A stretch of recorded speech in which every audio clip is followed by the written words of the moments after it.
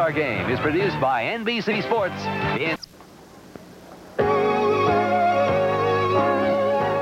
Welcome to the Metrodome in Minneapolis for the 1985 Major League All-Star Game. More than 55,000 fans will be on hand at game time as the finest players in baseball perform on a national stage. Which stars will shine brightest tonight? After all, those one-on-one battles have been at the heart of the All-Star drama and mystique since the very beginning. There was Carl Hubbell striking out 5 future Hall of Famers in a row, starting with Babe Ruth and Lou Gehrig. Later, Ted Williams accepted Rip Sewell's challenge and became the first ever to hit the Eephus pitch out of the park. And a classic confrontation between Hall of Famers Willie Mays and Whitey Ford. The Say-Hey Kid won this one with a homer. Warren Spahn was one of the greatest southpaws of all time, but this matchup belonged to Mickey Mantle. Other meetings are even more direct. This moment, as much as any other, has defined the playing style of Pete Rose. Tonight, new stars are out, and new head-to-head competition is possible. Can Jack Morris handle the powerful Dale Murphy? The Mets' Dwight Gooden pitched on Sunday, but he might get in for a couple of hitters tonight. Could one of them be crosstown rival Ricky Henderson? And what about a rematch between Fernando Valenzuela and George Brett? Last year, Fernando struck George out. In a sense, baseball is the most individual of team sports. And on this night, the prospect of dream matchups is what captures the imagination. Jumping at the Metrodome in Minneapolis for the 56th renewal of baseball's All-Star Game. Hi, everybody. I'm Bob Costas. Vin Scully and Joe Garagiola will be here shortly. You know, the question is often asked, what makes the baseball All-Star Game so special? Why does it have a mystique other All-Star Games don't? Well, a large part of the reason has to do with the fact that the leagues are still very much separate. The National and American leagues meet essentially only twice each year, in this game and then in the World Series. The same cannot be said for any other American team sport. Another important factor is that no sport maintains such a lasting and loving connection with its past as does baseball. Just one example. The last time the All-Star Game was held in Minneapolis was 20 years ago, 1965. 2 of the performers in that game were Sandy Koufax of the Dodgers and Harmon Killebrew of the hometown Twins. They faced each other again that fall in the World Series as Koufax and the Dodgers prevailed in the 7th and deciding game, 2-0. Now those 2 all-time greats will be back in uniform again tonight, ready to hear the cheers once more as honorary captains of their respective leagues. There's even a player who figures to get into the game tonight who played in that 1965 game. A young Pete Rose started at second base for the National League and went 0 for 2 that afternoon. Now, as another chapter in All-Star history prepares to be written, we'll take this break and then return with the thoughts of Vin and Joe in just a moment. The 1985 All-Star pregame show is brought to you. Will the issue be decided by the flying feet of Montreal's Tim Raines? Or perhaps the baseline wizardry of the Yankees' Ricky Henderson? Will it be the league's leading stroke of the switch hitter Willie McGee of the St. Louis Cardinals? Or the classic swing of Kansas City Royals' George Brett? Or will they decide to muscle it out, leaning on Dale Murphy of the Atlanta Braves? Or the American League's leading home run hitter, Carlton Fisk of the Chicago White Sox? Or will it be decided sooner or later on the mound in the capable hands of San Diego's Lamar Hoyt, who has won 10 straight? Or in the big winner from Detroit, Jack Morris? Those are just some of the questions. I'm Vin Scully, along with Joe Garagiola. Welcome to the great indoors in Minnesota. How about the questions? First of all, what about American League power? Well, obviously it's there, but I think the thing that's even more important than that is that the managers are going to let both clubs use their power. I think we're going to see a lot of hitting on 3 balls and no strikes, so we're liable to see a lot of rockets tonight. In the National League, they have 2 fellows in the starting lineup with 50 or more RBIs. The American League features 6, so they would have an edge there. What about the starting pitching? You look at Lamar Hoyt and you look at Jack Morris. Well, they're both on the roll, but Lamar Hoyt might have an edge because he has pitched against these fellas. Now, he throws a slider and he throws a sinker. He says the difference in the 10-game winning streak, it's coming at the same plane, so they look alike. alike, but obviously they're breaking in different directions. What about speed? Who do you think might get the jump? Willie McGee, Tim Raines, or Ricky Henderson? Do you think running will be a factor at all? It can, but I don't think it will. Both managers, again, turning everybody loose. If you've got to jump, take off. Is it possible to have a better infield? What about the infield of Eddie Murray, Lou Whitaker, Cal Ripken, and George Brett? Well, I can't picture a better infield, but what about the ballpark itself? There's another question. Will it be decided by the turf here or even the dimensions? I say that because Ozzie Smith, who we all know is a real magician, he's going to play deeper tonight because the surface is spongier, it's harder. The ball comes at you quicker, and the bounce is something to behold. It's a very high bounce. I would not be surprised, Vin, if the second bounce when the ball hit the outfield went over the fence. That's how lively it is. Well, those are just some of the questions. We'll get the answers later on, and we'll go to Bob Costas right after this. Welcome back to Minneapolis in the 1985 All-Star Game. Even as we prepare for this special baseball night, we have to acknowledge some less pleasant realities. Yesterday, the Players Association set an August 6th strike date. And when you talk to most informed observers, if pressed for a guess, they say yes, they think there will be a strike. In light of that, we asked Commissioner Ueberroth if he plans to become more directly involved in the negotiations. Well, I'm going to stay very active. I'm proactive and try and help them get their job done. There's the two sides. I'm not going to interfere with them because there's no place for the commissioner to interfere. And frankly, I don't agree with either of their sides. But I'm going to stay active. There's this great game tonight. I'm going to try and keep the focus on that, focus on baseball. And the fans are turning out in record numbers across this country. Baseball's part of the fabric of society, and I think we've got to keep it going all through the summer. Now, on another subject, as you may know, the Commissioner's Office has been polling baseball fans this season concerning their feelings about the designated hitter. We thought we'd do the same tonight and see how you folks feel about this hot baseball issue. If you like the designated hitter rule, you can call us at 1-900-220-2322. If you don't like it, if you'd like to see it abolished, then the number to call is 1-900-220-2344. Each call costs 50 cents. NBC does share in the proceeds, but we will donate our share of the profits to charity. Now, a different poll was conducted last night during an NBC baseball and comedy special. We asked the nation's fans whether or not Mr. Baseball, Bob Uecker, should be in the Hall of Fame. A resounding 84% had the good sense to answer yes. Only 16% were spoil sports. So any day now, we expect to see Ueck in Cooperstown, right down there in the front row. Now, we'll be back here to the Metrodome in Minneapolis in just a few moments. But first, let's return to New York and an update from NBC News.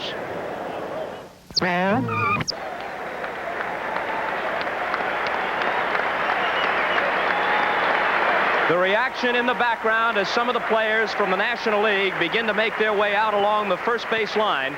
We're moments away from the introduction of the lineups, and that always sends some chills down the spines of the fans, both in the stands and watching at home. Let's go to the PA man, Bob Casey. The coaches from the Chicago Cubs, number 8, Jim Fry. From the Houston Astros, number 5, Bob Lillis. The players from the Chicago Cubs, number 23, infielder Ryan Sandberg. From the Cincinnati Reds, number 14, infielder Pete Rose. Number 39, outfielder Dave Parker. From the Houston Astros, number 25, outfielder Jose Cruz. Number 34, pitcher Nolan Ryan. From the Los Angeles Dodgers, number 28, outfielder Pedro Guerrero, who is injured and unable to play. Number 34, pitcher Fernando Valenzuela. From the Montreal Expos, number 29, infielder Tim Wallach. Number 30, outfielder Tim Raines. Number 41, pitcher Jeff Reardon. From the New York Mets, number 12, pitcher Ron Darling. Number 16, pitcher Dwight Gooden. From the the Philadelphia Phillies, number 12 outfielder Glenn Wilson. Number 17, catcher Ozzie Virgil. From the Pittsburgh Pirates, number 6, catcher Tony Pena. From the St. Louis Cardinals, number 22, infielder Jack Clark. Number 51, outfielder Willie McGee. From the San Diego Padres, number 1, infielder Gary Templeton. And number 54, pitcher Rich Gossage. From the San Francisco Giants, number 50, pitcher Scott Goreff. The manager from the 1984 National League champion San Diego Padres. He's making his 4th appearance as an all-star manager and his first for the National League.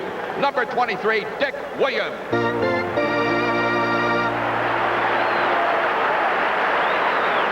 Now the starting lineup for the National League team. Leading off, playing left field. He led the National League in hitting in 1984 from San Diego, number 19, Tony Gwynn. Batting second and playing at second base. He is a second in the National League in both batting average and RBIs from the St. Louis Cardinals, number 28, Tommy Herb. Batting third and playing first base, a 2-time All-Star MVP from San Diego, number 6, Steve Garvey. Batting fourth and playing center field, the National League's MVP in both 82 and 83 from Atlanta, number 3, Dale Murphy. Batting fifth and playing right field, the 83 National League Rookie of the Year from the New York Mets, number 18, Darryl Strawberry. Batting sixth and playing third base, a 6-time All-Star from San Diego, number 9, Greg Nettles. Batting seventh and catching a 3-time All-Star from San Diego, number 16, Terry Kennedy. Batting eighth and playing shortstop, a 5-time Gold Glove winner and a 5-time All-Star from St. Louis, number 1, Ozzie Smith. Batting ninth and pitching, he's warming up in the bullpen to make his first All-Star appearance. He has won 10 straight games from San Diego, number 31, Lamar Hoyt.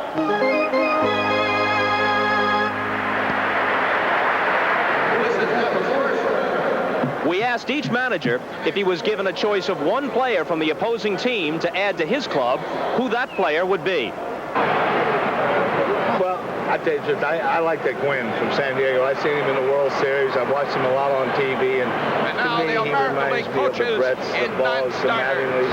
He's one of those guys that can do nothing but get base hits. He's just an outstanding hitter. I'll take that shortstop at Baltimore, Ripken, and have him come over and join us for this one ball game. I love Ozzie Smith. I love Gary Templeton, the two that are representing the National League this year. But this young man is a few years younger than the other two, and he has some stock in his bat. And they say he's just an outstanding ball player in every phase of the game. Well, Sparky Anderson will have to do without Tony Gwynn. Let's see who he does have on his roster as we return again to the PA man, Bob Casey. Number 1, the trainer of the American League, Paulo De Silva from Detroit. From the Minnesota Twins, Dick Martin. From the coaching staff from Detroit, Alex Travis, number 51. Number 53 from Detroit, Dick Tracewski. Number 41 from Minnesota, Tom Kelly.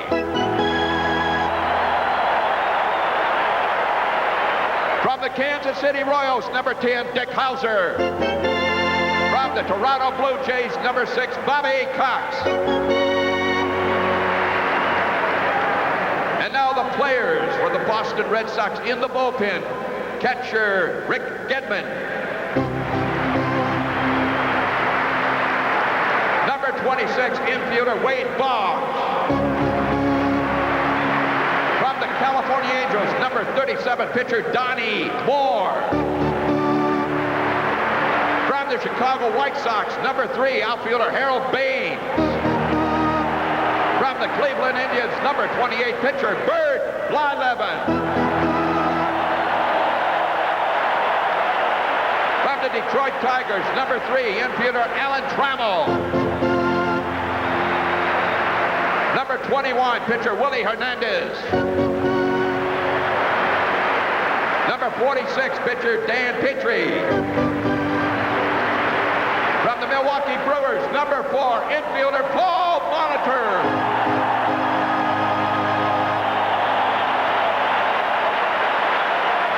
Number 15, infielder Cecil Cooper. From the Minnesota Twins, number 24, outfielder Tom Brunansky.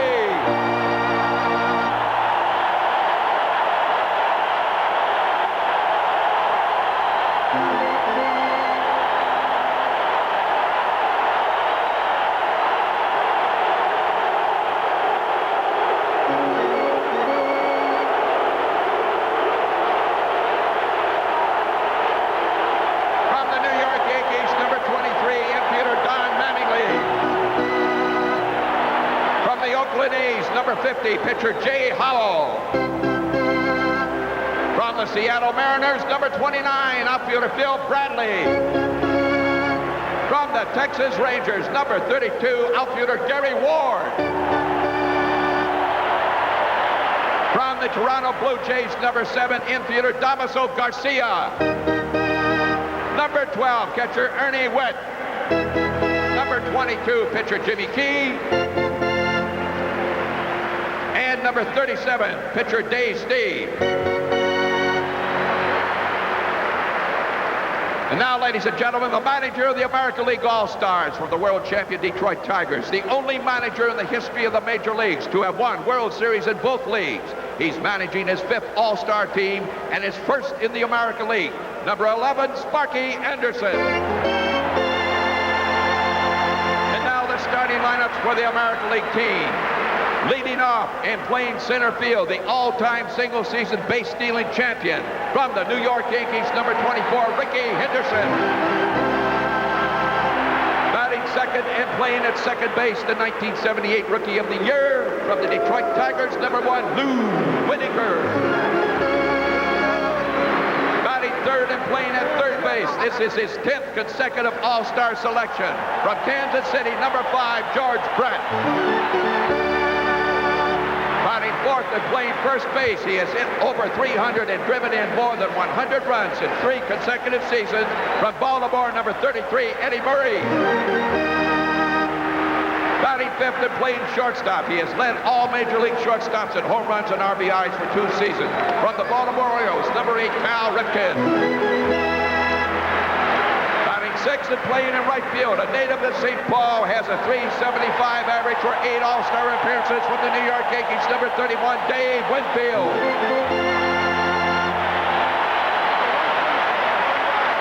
Batting seventh and playing in left field, a 7-time All-Star selection for the Boston Red Sox, number 14, Jim Rice. The American League home run leader with 23 and 10-time All-Star from the Chicago White Sox, number 72, Carlton Fisk. And batting ninth and pitching, he's warming up in the bullpen to make his 3rd All-Star appearance. He has won 2 games in the '84 World Series from Detroit, number 47, Jack Morris.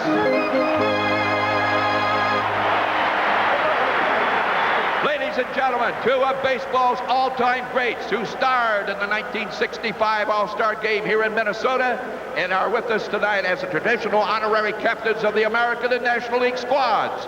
For the National League, this great left-hander won the Cy Young Award 3 times and had a career winning percentage of .655 for the Los Angeles Dodgers. He was the winning pitcher here in the '65 game, a Hall of Famer, number 32, Sandy Koufax.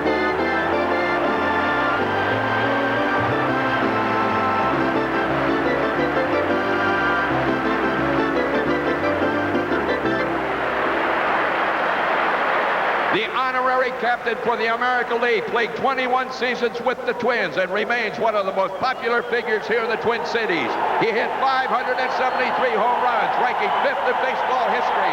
A 13-time American League All-Star, Hall of Famer, number 3, Harmon Killebrew.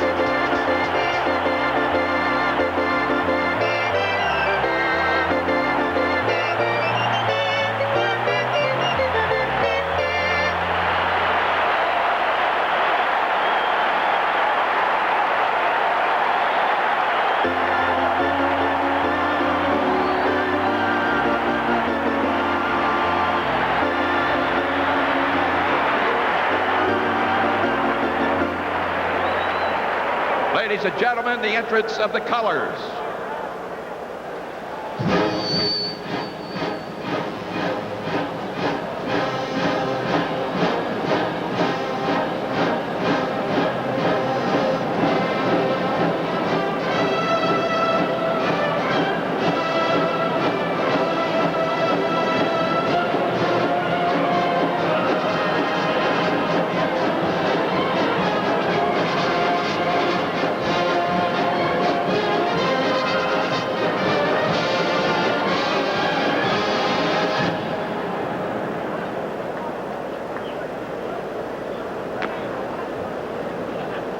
The national anthems of Canada and the United States will be sung by the Metropolitan Boys Choir of the Twin Cities under the direction of Beatrice Speed Hasselman.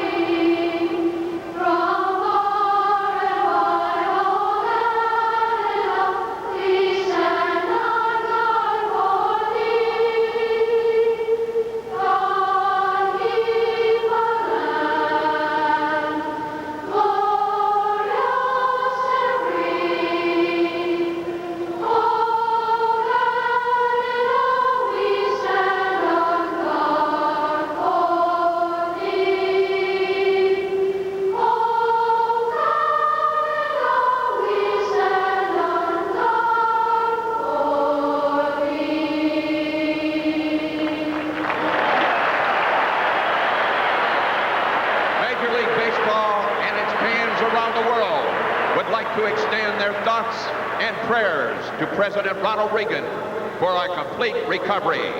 Now, let's honor America with our national anthem. Oh, say, can you see by the dawn's early light what so proudly we hailed as the twilight's last gleaming, whose bright stripes and bright stars through the perilous fight o'er the ramparts we watched were so gallantly streaming, and the rocket's red glare, though was bursting in air, came through the night, that our flag was still there. Oh, sing us that star-spangled banner yet wave, for the land of the free and the home of the The first pitch is coming up. Vin Scully and Joe Garagiola will be here with the play-by-play right after these messages from your local stations.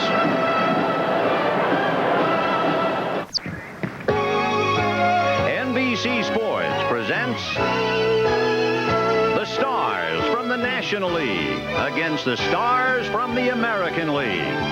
Tonight, live from the Metrodome in Minneapolis, it's the 1985 All-Star Game. Brought to you by Ford, by Light Beer. Hi, everybody. Once again, this is Vin Scully along with Joe Garagiola, welcoming you to the great indoors in Minnesota for this 1985 All-Star Game between the National and the American League. Before a full house, the exchange of lineup cards already made at home plate as Dick Williams brought up all his coaches. Sparky Anderson came up with Harmon Killebrew, and in a moment, some kind of all-star history, because Nolan Ryan and Pete Rose will simultaneously throw out the first ball. Ryan to the All-Star squad for the 6th time in his career. Baseball's all-time strikeout leader. He reached the 4,000 mark July the 11th, and he has 5 no-hitters. Rose for the 17th time selected to play an All-Star competition. 35 more hits to catch Ty Cobb. There they go. 2 of the great ones, Nolan Ryan and Pete Rose, on their way to the Hall of Fame. We'll be back right after this.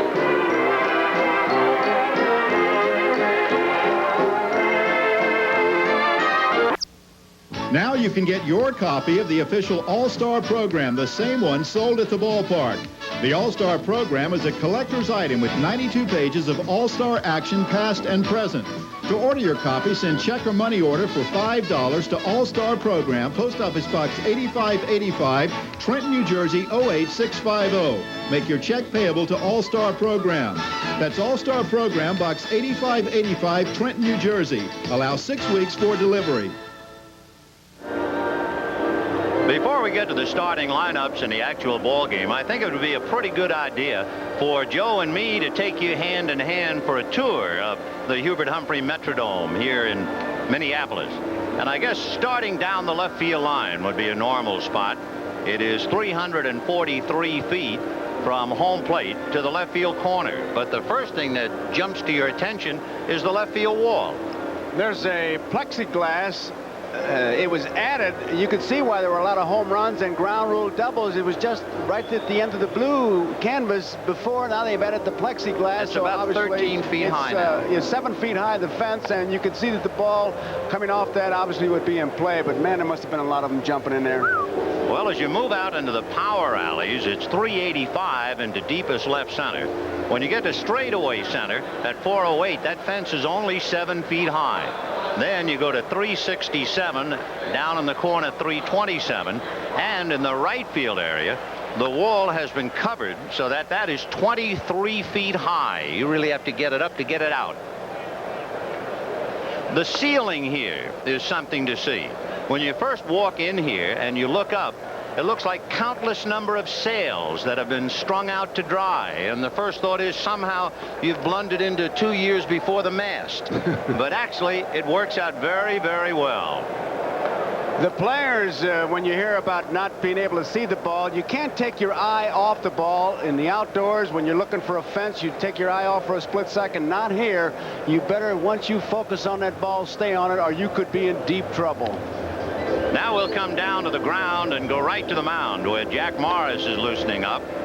Morris, who's from St. Paul, one of 3 in this game. Paul Molitor and Dave Winfield all hailed from that fabled city. It's his 3rd All-Star game. As you can see, a record of 10-6. He started the 81 game in Cleveland, and he relieved in the 84 game in San Francisco. He has a great fastball. The record shows that, a great slider, and you'll see, if you've been hearing about that term of the 80s, the split finger fastball, here's a fellow who really throws one. He's got a great one, a split finger fastball, and here we go. Well, he'll be tested by Tony Gwynn, the left fielder, followed by Tommy Herr, and then Steve Garvey.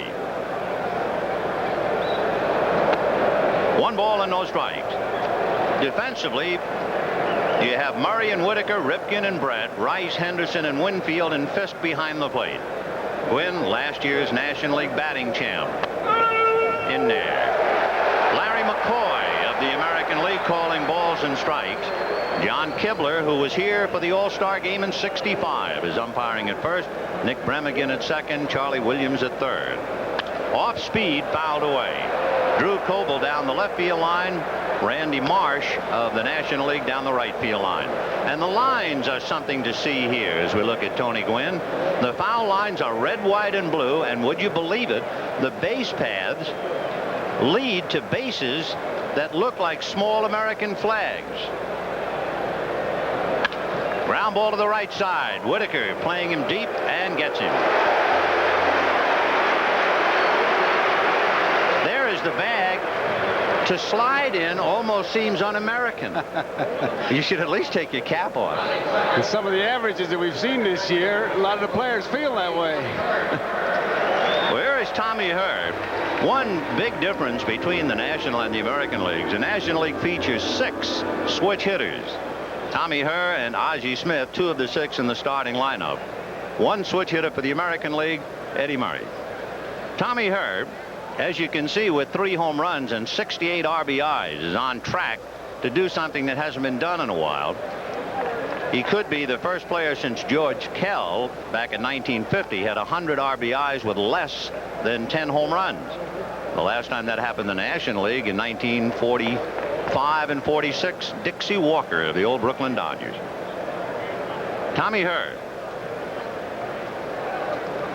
He's had 3 knee operations. He's been pretty well banged up, but he's had an outstanding season to win the nod over Ryne Sandberg. Foul back.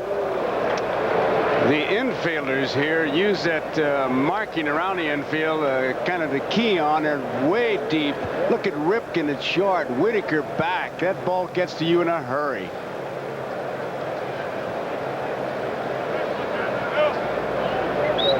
One ball, 1 strike, 1 out. We're just starting things, so pull up a chair and spend the evening with us. 1-1. Fouled away. 1-2.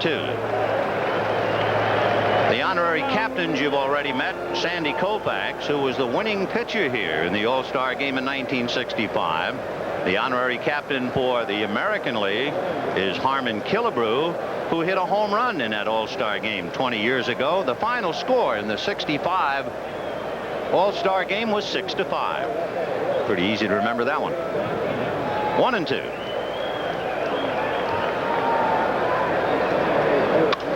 On the hands, lifted back a short. Ripken going out. Rice coming in. Ripken.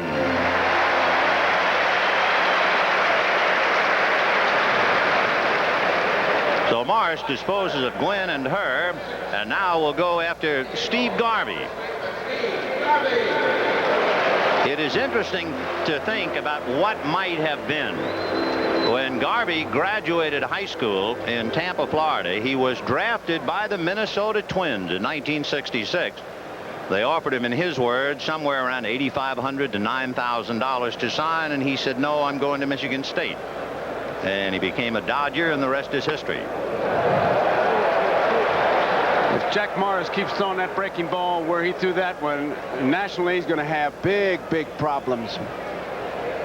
You know, I have a question for you, looking in at Carlton Fisk with the count 0-1. There's a shot to third. Staying right with it is George Brett, and Garvey is done, and we'll hold a question for later on.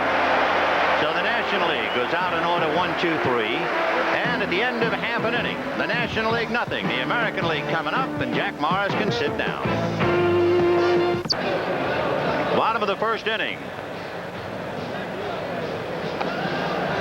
There's an unusual look from our sky cam atop the pitcher. You can really see the stride of Lamar Hoyt, and you get a good look at where the landing area is, and that's a trouble spot for a lot of pitchers, because with this wide stride, it'll be interesting to see where Jack Morris lands, because that can really throw you off if indeed you're not hitting in approximately the same area. I assume that could be a problem in any game, particularly an all-star game. Various pitchers with different strides really chewing up that hill. It makes for a big problem, and that's why a lot of times you see them turn into real groundskeepers. Lamar Hoyt of the San Diego Padres, the second Padre pitcher to ever start an all-star game. Randy Jones did it at Yankee Stadium in 1976.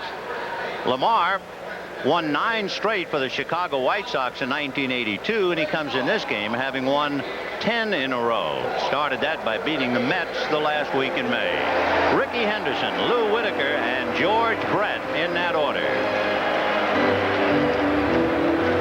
Henderson doesn't give you much of a strike zone. His stats tell you the story, but I think Eckersley described him really well. Well, Henderson in that familiar crouch. And the pitch up, ball 1. Eckersley said that offensively he can turn a walk into a triple, and defensively turn a double into an out. And he fouls that away, 1-1. This will be one of the many interesting matchups. Lamar Hoyt is a brilliant control pitcher. He's only walked 11 batters plus 2 intentional this year. And of course, Henderson in that crouch makes things very difficult for you. He's got a strike zone about the size of a belt buckle. Look at it.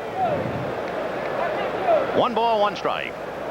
Fastball hit over the mound, over second, into center field, and here we go.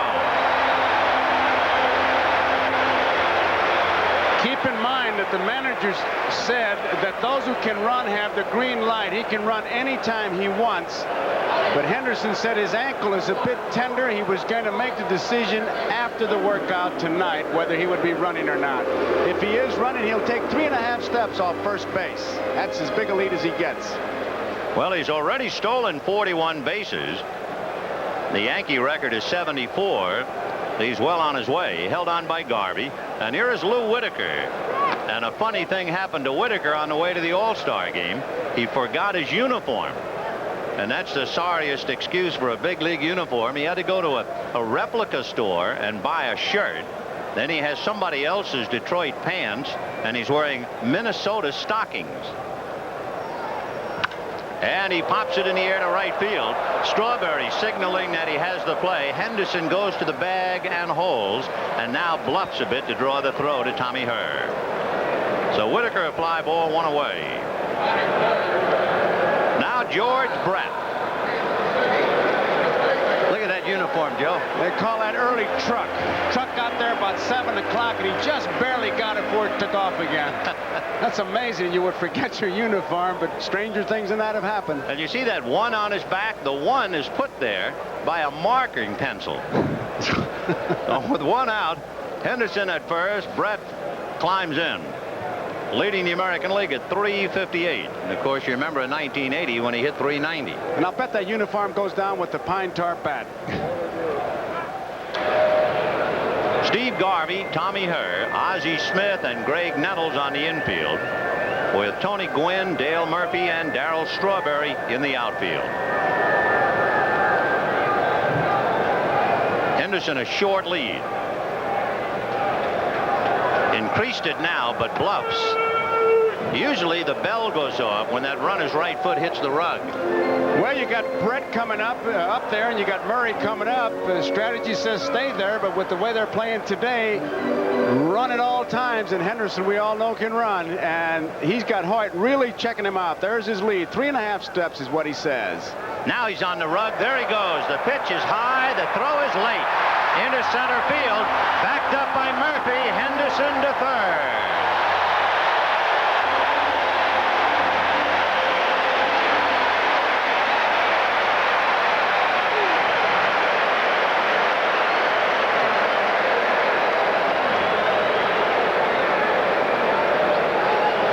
Disruptive on those bases. Kennedy, the throw is a little bit low, and in goes Henderson over to third.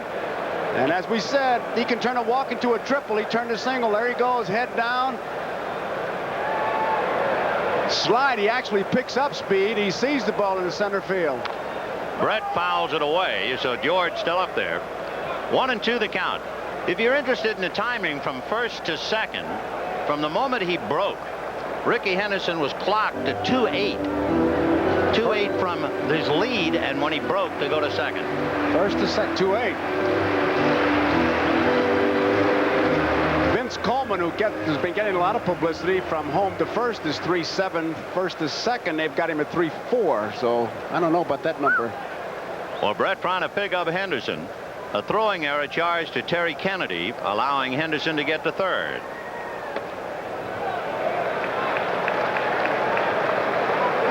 Brett came in here with an 8-game hitting streak, and the count 2 balls and 2 strikes.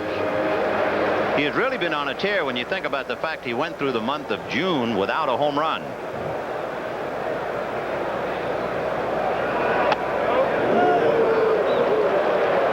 Three and 2 the count. So Lamar Hoyt, who doesn't walk people, working on George Brett. Look at that. By the end of June, he's just exploded.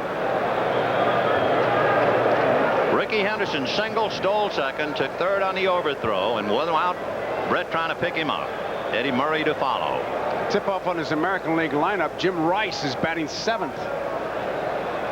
3-2. Breaking ball fouled away. Pitch came in on the hands, and George pulled it away. And how about the American League's leading home run hitter batting 8th? So Henderson at third.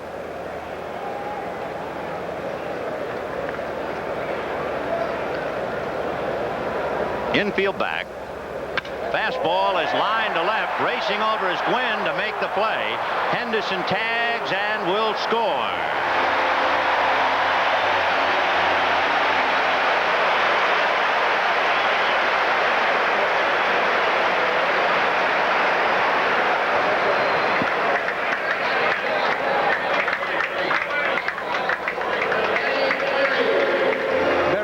No substitute for speed. And the throwing error, of course, by Terry Kennedy sets it up.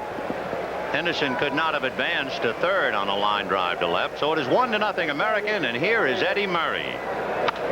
And he pops one up in the sailcloth, and it'll be Ozzie Smith. And that's that.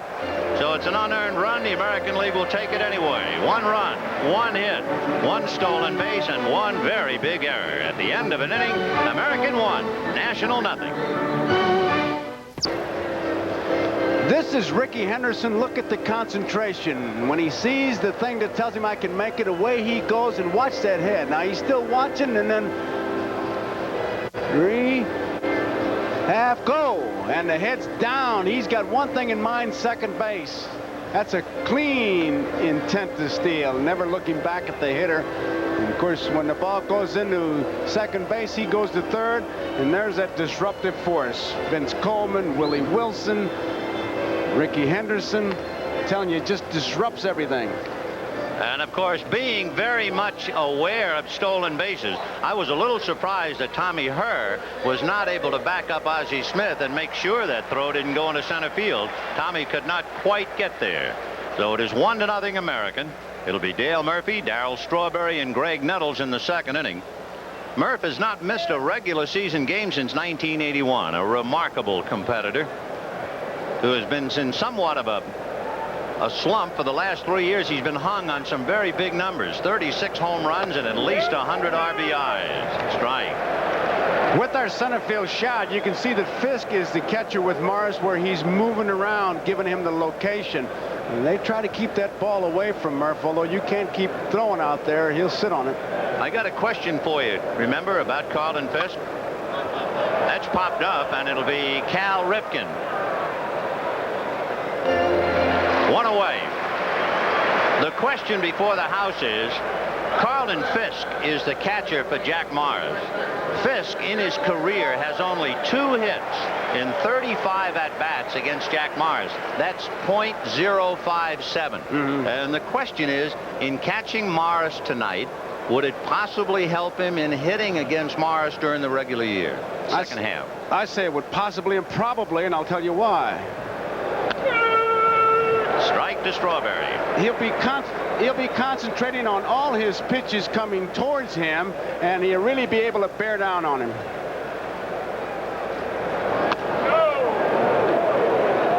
One ball and 1 strike to Darryl. Strawberry, a shock, of course, to come in an All-Star game hitting .229. It's as if he left 100 points hanging in his locker.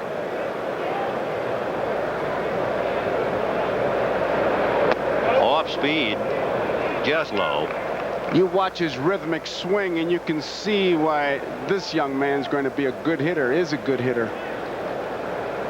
He's played the fewest games of any of the All-Stars this year. He's only been in 40 games because of the injury he suffered to his thumb. 2 balls, 1 strike. Fouled away. Here's the injury. Darryl Strawberry going after a ball hit down the line, dives, falls heavily on his right hand, jammed his thumb, and that was the end of a good portion of the first half of the season. But the fans haven't forgot him, and they count 2 balls and 2 strikes. 3-2. A footnote to your question, Bertie Tebbett's a great catcher, Detroit Red Sox, once made the statement that any pitcher he caught, he could hit. Would you make that statement? No. Oh, okay. I couldn't hit the ones I caught, the ones I batted against, and that includes the playground. 3-2 to Darryl. 1 out, second inning, 1-0 American League. Fastball, and that's hit foul outside of first to Jim Fry, the Chicago Cubs manager, coaching at first base, and over at third, the Houston Astros manager, Bob Lillis. By the way, Jack Morris' last pitch was clocked at 93 miles an hour, so he has loosened up. 3-2 to Darryl Strawberry. He shook off the change of pace. We'll get a good idea of what this next one is as he put down the deuce. I'd say split finger fastball. And it is whacked into left field for a base hit. So Jim Rice up with it. And you notice how very cautiously Rice played that base hit. You wonder what a split finger fastball is and how it's thrown. Watch as Morris gets his hands back. Look at his finger. No, that was a fastball. That was a fastball. So with Strawberry at first, here is Graig Nettles, the 36th player in All-Star history to play for both leagues. Goose Gossage, Nolan Ryan, and Dave Winfield also have that honor amongst the players involved in this one. And of course, it seems a shock to the National League not to have Mike Schmidt playing third. That's hit foul down the left field line, out of play. It's the first time in 6 years Schmidt hasn't started at third. Graig Nettles 5 times an American League All-Star. Greg is strictly a pull hitter. He's got a gap between first and second. Of course, the ground ball, if Morris can get that ball the outside part of the plate and he tries to pull it, they've got themselves a double play. Some folks might have forgotten that Graig Nettles broke in with the Twins and was then traded to the Indians and then the Yankees. 1 ball, 1 strike. Quite a while ago in 1976, he led the American League in home runs. Third base has been a somewhat of a disappointing area in the National League. Madlock, Horner, Schmidt, Guerrero, those were pretty big names at the start of the season. 1 ball, 1 strike. Strawberry goes. The pitch is swung on and missed. The throw is late, and Strawberry is at second with the count 1-2. I thought Pete Rose had a pretty good answer for why the third baseman is such a lack of them. He said they've all moved to first. Yes. Fisk had a good ball to handle. Looks like he shifted well, just made a low throw. Strawberry in easily. So the tying run at second base with 1 out. Nettles trying to pick up Strawberry, and Terry Kennedy on deck. 1-0 American. Top of the second, 1 away.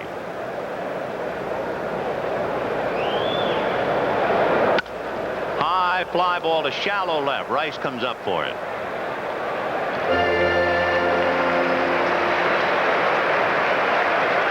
So Terry Kennedy will be coming up with 2 out, and we'll pause briefly for station identification. This is the NBC Television Network. WMAQ-TV, Chicago.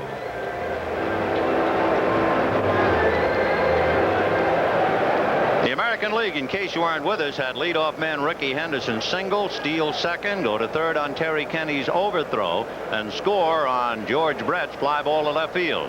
Now in the second inning, with 2 outs, Strawberry has singled and stolen second base, and Kennedy trying to pick him up.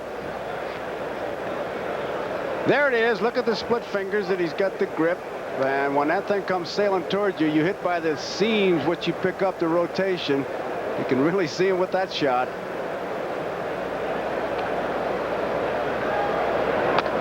So Kennedy, who set up the American League run with the throw, now has a chance to get the National League even. And he is here because of the knee injury suffered by Gary Carter of the Mets. Off speed, fouled away, a little bit out in front of it. 1-1. As you might know, as you look at Terry Kennedy and his numbers, he's here for Carter. Ron Darling is here for Andujar. Rick Gedman is here for Parrish, and Glenn Wilson is here for Guerrero. Of the injured and absent and unaccounted for, Pedro Guerrero is here in uniform, but he will not play. Shot up the middle, base hit into center. Here comes Strawberry. Henderson is going to throw towards the plate, cut off by Whitaker, and we're all even at 1. So Kennedy give it, and Kennedy taketh away. He hit it right back up the middle. Looked like he hit a breaking ball, sent it right back up the middle.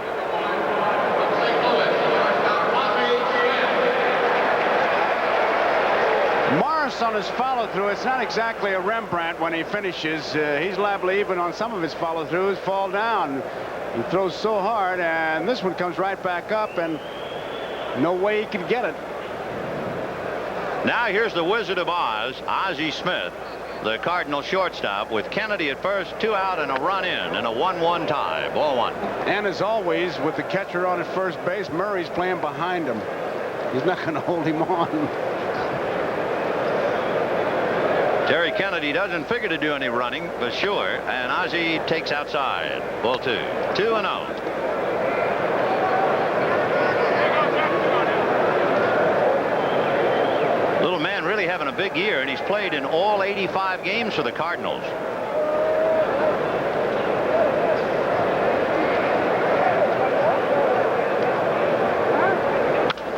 And he lifts one back a third. Could be trouble. Brett will make the catch over the shoulder. Nice play. But the National comes back with 1 run, 2 hits. The ever popular stolen base figures prominently. And at the end of an inning and a half, the National and American, they're even at 1. You know, there was so much talk about the ball being hard to see. Brett makes a tough play, having really no problems finding the ball. That's really a tough play, and he makes it fairly easy. The National League making a change in left field. Tony Gwynn comes out, and Jose Cruz is now in left field as Cal Ripken checks in at the plate. Ball 1. There's Jose. One of the best kept secrets in baseball. And how? Going to be 38 years old. Finally gets his day in the limelight.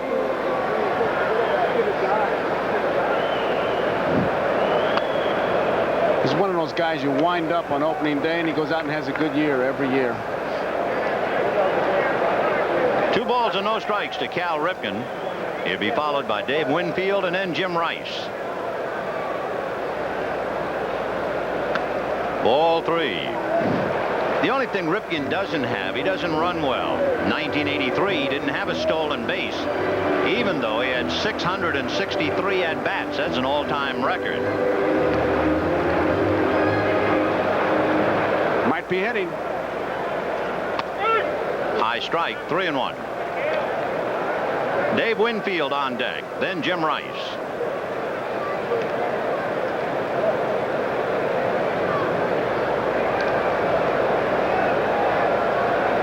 Fastball hit to the hole, backhanded by Ozzie, who doesn't have much of a time to set and throws him out. I asked Ozzie if he was going to try to imitate Dave Concepcion and bounce the ball to first base on those long throws like this one. He said, no, I'm going to set myself. I won't gun him out because my shoulder is tender, but I'll get it over there, and he did. You know, he's the first infielder I ever saw take batting practice and then take infield, where he had one coach do nothing but hit high choppers, and he tried to backhand and short hop every one of them, and he backhanded and short hopped just about every one. Look where he is playing now. He's in really short left field on Winfield. Strike. Dave Winfield with Ozzie almost in what, Edina? He's going to have to run up to throw the ball if he gets it, I'll tell you. Good. There's a good shot of Ozzie keying in on that line. You know, watching Lamar Hoyt, they describe him many ways, easygoing, control this. I like his own expression. He says it is relaxed aggression. Well, Lamar Hoyt, even 1-1 here in the second inning, working on a guy in a baseball uniform who might have been here in a football uniform when you think about the fact that the Minnesota Vikings drafted Winfield, 17th round draft choice in '73. Ground ball to the right side to Tommy Herr. Over to Garvey for the second out. 2 down. That'll bring up Jim Rice.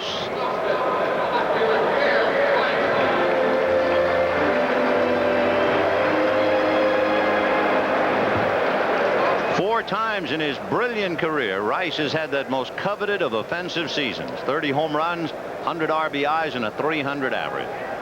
Lifetime average above 300. 6 times he's had 100 RBIs or more a year. Fastball, and he popped it to right field. Strawberry coming to the line. So Rice is late on a good fastball, and the American League is out in order. At the end of 2, a 1-1 tie. We'll be right back after these messages from your local station. We're going to the bottom of the second inning in a 1-1 tie. By the way, remember the question at the start of the game. Are you in favor of the designated hitter? If your vote is yes, you dial that number. No, you dial that. It'll cost 50 cents per call. And at the end of the show, we'll give you the tally in the vote. And we move on to the third inning now in a 1-1 tie. By the way, NBC's share of the proceeds will be donated to charity. Here's Lamar Hoyt, a slimmed down version of the star in the American League. In 1983, he weighed 270. This year, he weighs 228. Cy Young Award winner in 1983, swinging the bat. He's gotten 4 hits so far over in the National League. Lamar Hoyt, followed by Jose Cruz and then Tommy Herr. Third inning, 1-1.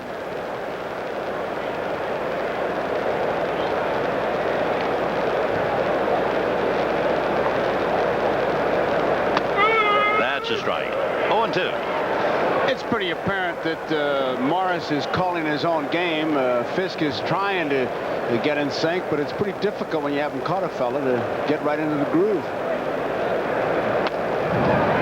So down goes Lamar Hoyt. 1 away, and Jose Cruz coming up. The 1985 All-Star Game is brought to you by the new GI Bill. Now in the U.S. Armed Forces, it's a great place to start.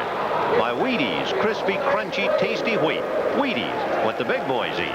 And by Hyatt Hotel. Don't you wish you were here for a touch of Hyatt?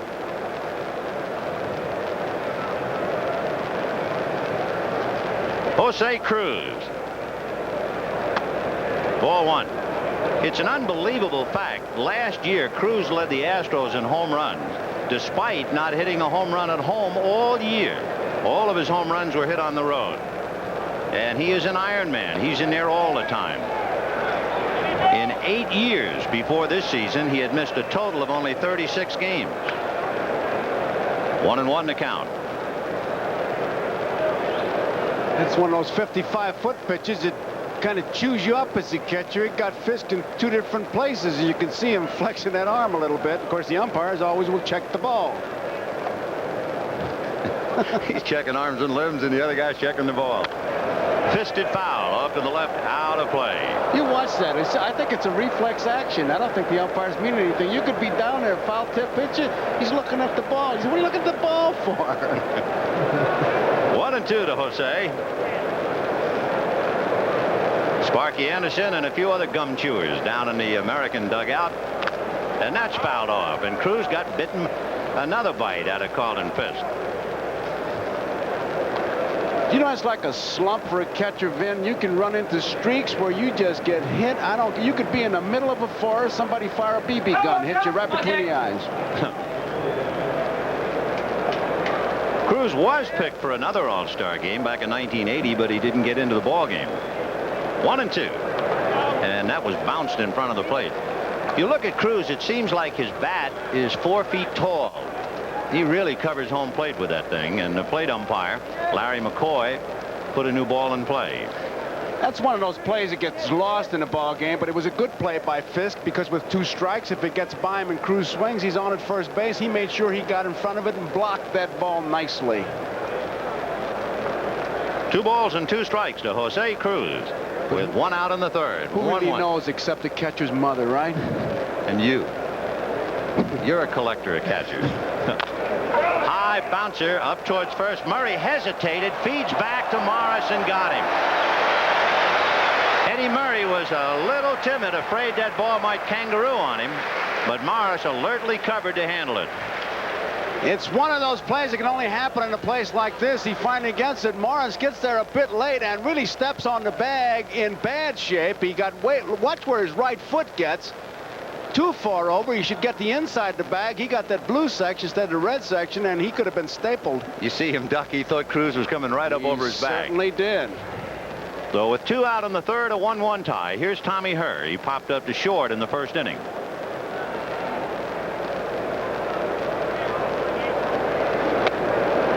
One ball and no strike. You know, a lot of people think that the Metrodome is a home run haven, but they did a survey here, and it really isn't that much way at all. In 1984, it ranked 8th among American League stadiums in which home runs were hit. That's another 3-footer in front of the plate. 2 balls and no strikes. Here's the last play. Look where his foot is, and that's the way you get hurt. And Morris was kind of expecting to get hit, and he ducked in much like a turtle, but Cruz avoided him, and it's a good thing. So Tommy Herr, 2 down in the third inning. Fisk is checking his body for all the parts. Is my wrist still here? My finger? He's eating him alive. 2-0. Line to left field. Rice coming over. It's going to hit and go high in the air, and that means Herr can keep on going. And he has a stand-up double on what should have been a line drive single. That's a typical artificial surface hit. It's a 2-base hit, but it really, as Vin says, should have been a single. But look how far back Rice has to play, and it almost gets over his head as it is. He has to jump for it. And the momentum carries him, but it's the high bounce that made for the extra base. So now Steve Garvey with 2 out, trying to get the National out in front. If you remember, Terry Kennedy had a 2-out single to drive in the tying run.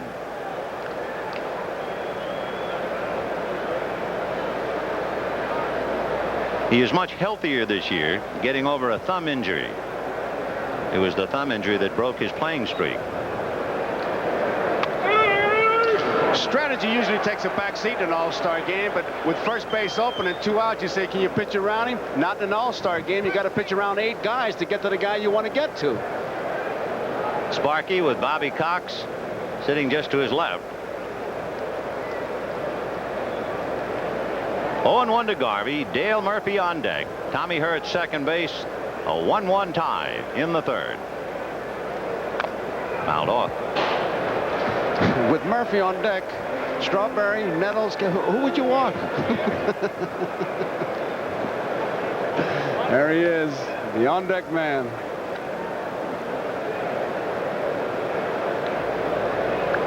Jack Morris, who struck out Lamar Hoyt to open up this inning, leads the American League in strikeouts, and he has Garvey 0-2.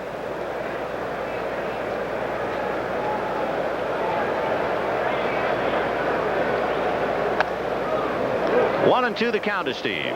We talked about his thumb injury. That was in July of '83. It ended his streak of 1,207 games. Garvey, the first National League first baseman ever to go through an entire season without making an error. Remarkable. Trying to pick up Tommy Herr from second base. 1-2. Fastball whacked up the middle. So Tommy Herr will score unmolested, and the National leads 2-1. So you can see that base hit to left field that took the kangaroo hop is cashed in for the go-ahead run.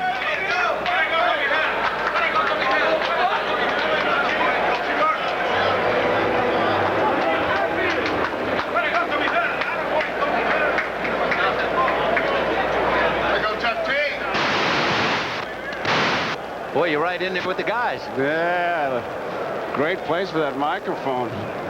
Maybe. Not when you knock in a run, it's all right. It's all right. You know, you could use that at the Holy Name meeting, that conversation. Here's Murphy, popped up to short in the second inning. It is 2-1 National in the third inning. Whoop. Ball one. Murphy in the top 6 in the National League in all the muscle department. Home runs, RBIs, runs, slugging percentage, you name it. Dale Murphy, the tower of strength out of Atlanta.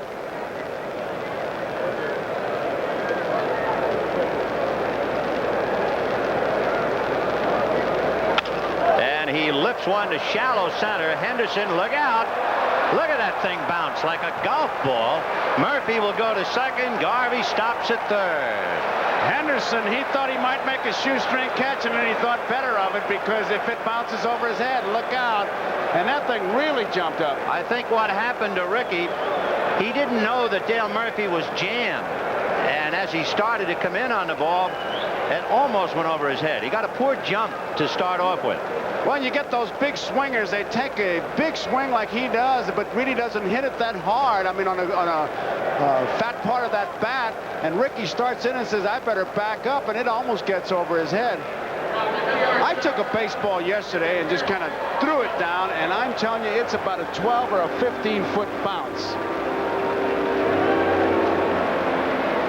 So Jack Morris, with 2 out in the third inning, has given up a double, a single, and another double, although each double was really a single, if you get the message.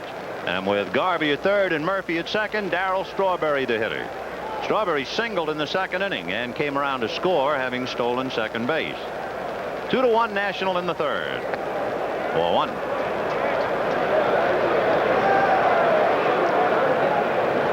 Is that a picture of relaxation? Sam, that was just a ball. It was low.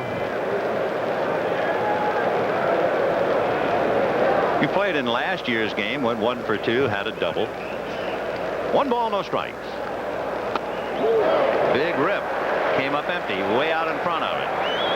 Changed speeds well on that one. Hoyt struck out. Cruz grounded out. But then Hurd doubled to left. Garvey singled up the middle, and Murphy has doubled Garvey to third. 1-1. Ball 2. 2-1.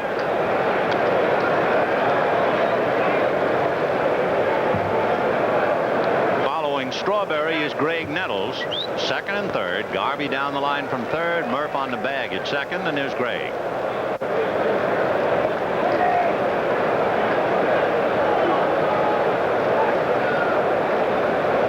Change very high.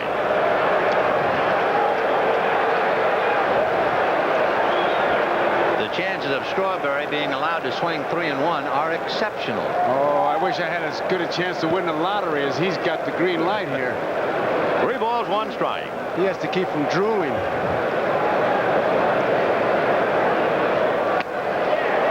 Three and 2.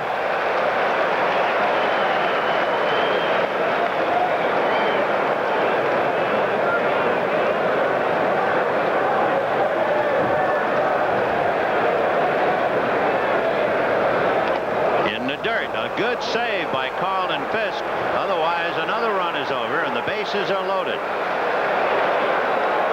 That's the first walk given up by Jack Morris. Fisk is really doing a great job of getting that body in front of the ball. Catching it is a bonus. Getting in front of it is the job. Now look at here. No way that ball was going to get by him. Now they got all these other statistics, you know, game-winning RBIs and RBIs with the full moon. Here comes Sparky. They ought to have a statistic for that. Runs saved by great plays by catchers. Watch this thing bounce. It's 60 feet 6 inches from the mound to home plate. That was a 57-footer. You'll be happy to know, recently in Pittsburgh, the catcher never gets any applause at all for saving a run. But Tony Pena got an ovation for making a catch of what otherwise would have been a wild pitch. For all catchers everywhere. Great. Today, American tax laws are under review. Can we continue to allow? Jimmy Key, the youngest of the American League All-Stars at 24, 2 days younger than Don Mattingly, the left-hander out of Huntsville, Alabama. And Toronto had not had a win by a left-handed starter since 1980 before Jimmy Key. Here's how his manager, Bobby Cox, describes him. He said he has great poise. He's got a pitch inside, especially to the right-hand hitters. He's got all the pitches. He'll throw sinkers to right-hand hitters. Good command, no trick pitches, good curveball, keeps the ball down. I was thinking, as you see Bobby Cox and Dick Hauser, the feeling that Sparky Anderson had in bringing Key in to bail him out of a jam. It was just a month ago that Jimmy Key had a no-hitter going against Detroit until Tom Brookins singled in the 9th inning. But now Sparky needs him for help with the bases loaded, 2 out, and Greg Nettles at the plate.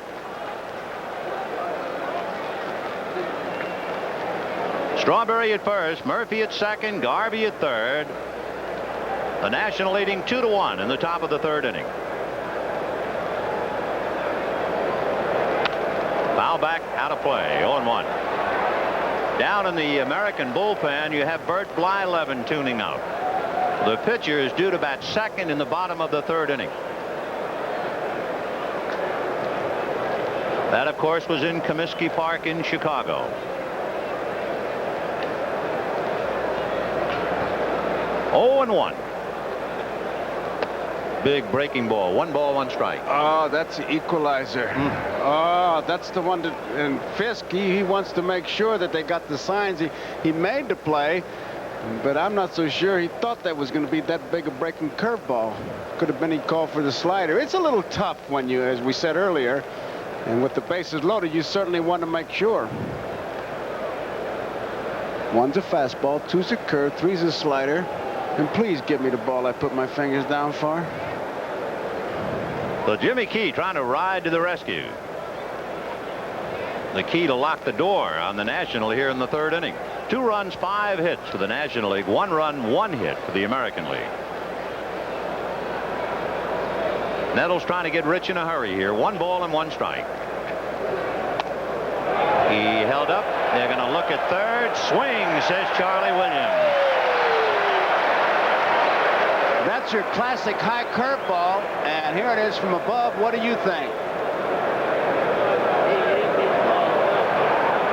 Well, if Charlie Williams didn't have the sky cam, I think there's a man on second base, and it's confusing, and they're just going over his signals. He put down 1, 2, and when the second sign I was going by, just out of habit, and I'm saying to myself, he must be using the second signal, but obviously they're going to switch. Just a habit. I don't think anybody's going to steal signs in an all-star game, but then I remember a pitcher I won't name who threw a spitball in an old-timers game, so who can you trust? Right, you can't trust anybody when they're out there battling. 1-2 the count to Greg Nettles. Garvey, Murphy, and Strawberry out on the lines. 2 out. 1-2. 2 balls and 2 strikes. That was a classic picture of a catcher trying to frame a pitch to steal it. No movement by Fisk, just held it right there, hoping he'd get it.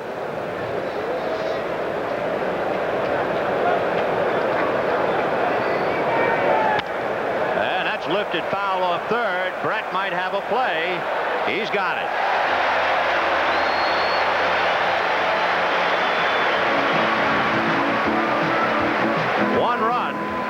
Hits and a walk, 3 left. Middle of the third, 2-1 National. When players talk about losing the ball, they're looking up at this, and this is what they see. Now watch Brett. Remember we said you can't take your eye off the ball. Watch him try to feel for the fence. There he goes. Where am I? He's pretty much saying to himself. And he realizes that he still has plenty of room, makes the play. And another little problem, there was no the temporary seats, there's no warning track. So he didn't want to take his eye off the ball, and he kept trying to feel for it. As we go to the bottom of the third inning, 2-1 in favor of the National League. Carlton Fisk, followed by Harold Baines, who will bat for Jimmy Key, and then Ricky Henderson. Before this year, a career high for Carlton Fisk was 26 home runs on 3 different occasions. And here is Fisk checking in at home plate, having already hit 23 this year. And as you can see, 5 of his last 7 have gone the distance. One reason for his increased power, an off-season strengthening program he went on. 4-1. He works out about 90 minutes 3 times a week. And keeps going during the season. After the games, he stays till after midnight, 1 o'clock some mornings, working with the weights. But I'll tell you what, how strong he is. He doesn't really need an extra program. He had to be strong last year. Carlton Fisk last year caught all 25 innings of a game with Milwaukee that was suspended and spread over 2 days. It was the most innings anyone has ever caught in a major league game. 25. 1 ball, 1 strike. He's now ready. Interestingly enough, too, and there have been some awfully good ones, but no catcher has ever led the American League in home runs. Good breaking ball. See Hoyt drop his arm and then break it across. 1-2. You could see Fisk say that ball's high. Larry McCoy said no. Fastball, and he was late getting around on it. 1-2.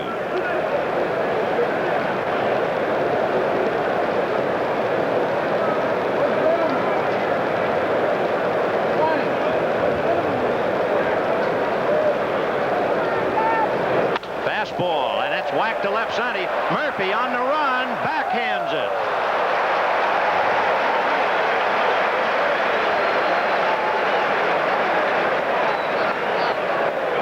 Dale Murphy, a Gold Glove winner 3 consecutive years, showed you why. He not only got a good jump, but he was there.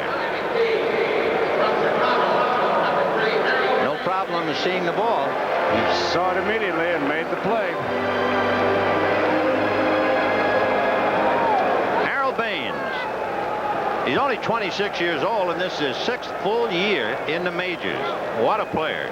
Averaging 99 RBIs a year over the last 3. Good first ball hitter. Little foul off to the left, out of play, and the count 0-1. Last year, Baines led the American League in slugging percentage. Usually, he has slow first halves, which is why he doesn't make all-star squads. 1 ball, 1 strike to Harold. And he hit that foul outside of first. 1-2 to count. This year, after a great April, everybody said what a year he's going to have, and he hit his slump in May, recovered a little in June, and now he is blazing hot. He's hit in 14 of his last 15 in that stretch in July.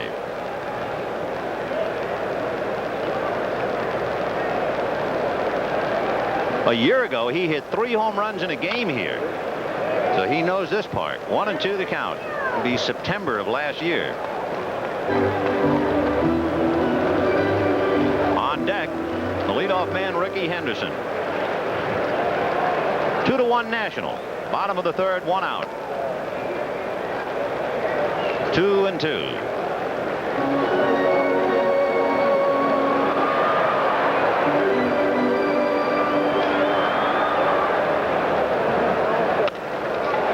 Shot down the right field line for a base hit. Strawberry in the corner to backhand, and being left-handed, he holds Baines to a long single. If he was a right-handed thrower, Baines would have taken the extra base. And he showed his arm on that play.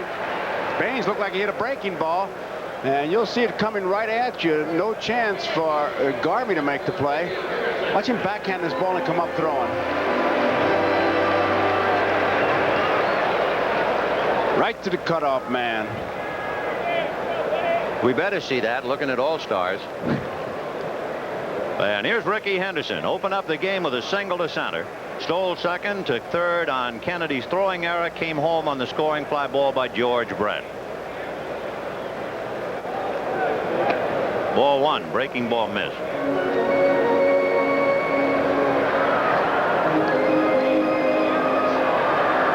Henderson figures to be the stolen base king. But now this year, he is definitely a candidate for the batting crown. And the last player to win both in each league, you have to go back to George Snuffy Sternweiss of the Yankees in 1945, Jackie Robinson of the Brooklyn Dodgers in 1949. 2-0. High chopper to third. Nettles is there. Over to Garvey. On the play, Baines advances to second, and that'll bring up Lou Whitaker. Take a look at Whitaker and the back of his shirt. You'll see that familiar number 1, but it is not a numeral that has been sewn on, and there's no name on the shirt. That's a marking pencil, pretty good one.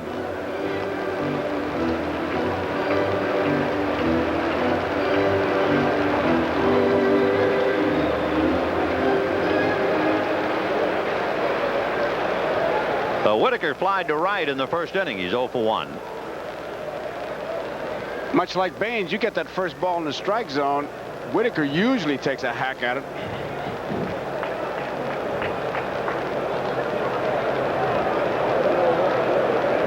First ball driven to right. Strawberry is there to handle it. So Whitaker hits it hard, but right at Darryl Strawberry and right. The American leaves a tying run at second base in Harold Baines, and at the end of 3, National 2, American 1. The last pitch to Whitaker, you wonder what a palm ball looks like? Watch the delivery here, right there. Look at that. Right in the palm, uses it as an off-speed pitch, and there's the rotation. And as Killebrew said, the way to hit it effectively is to hit it between the seams. And if you believe that... Get some land in Florida. That's right. Terry Kennedy will start it off. He'll be followed by Ozzie Smith, and then Lamar Hoyt's spot, and with Nolan Ryan throwing in the pen, Dick Williams is thinking hitter. Meanwhile, on the mound, Bert Blyleven becomes the 3rd pitcher for the American League. He won the 200th game of his career last month, a career ERA of 3, and there's a ground ball to Eddie Murray, and he'll do it himself. 1 away. And the very first pitch, he threw his bread and butter pitch. It was the overhand curveball, and he's got a dandy. With Ozzie Smith coming up, Gary Templeton is coming out on deck, and Templeton will bat for Lamar Hoyt. There's Blyleven's numbers. Of course, he'd like to be traded, but he must now clear waivers. That means every team in the American League would have to pass on purchasing him for a minimal fee. That's usually routine, but Blyleven is so much sought after. It doesn't appear he'll get through waivers at all. Detroit would certainly take him and his salary before letting Toronto trade for him, and the Indians aren't going to let him go for just the waiver price, so he's still in place. High twisting foul off to the left, out of play, and the count 0-2. If you wonder what it's like to be a catcher and have an umpire call a strike, the next time we see a strike, we're going to let you listen to Larry McCoy. He'll clean out your sinuses when he calls a strike. He's the American League's answer to Dutch Rennert. Oh, those two guys. Al Barlick was like that.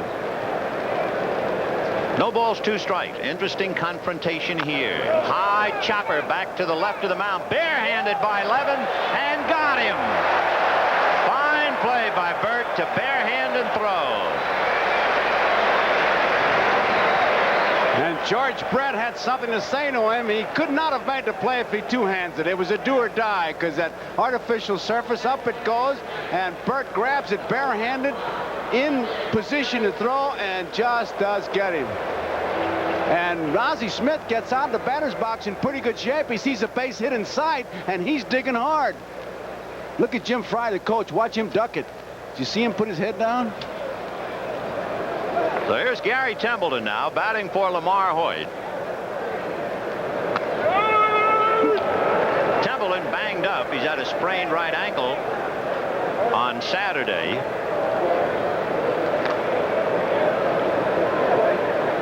Gary has certainly set up some impressive numbers. Chased that one. 0-2. You might remember when he was 21, he had 200 hits, and at age 23, he got 100 hits from each side of the plate.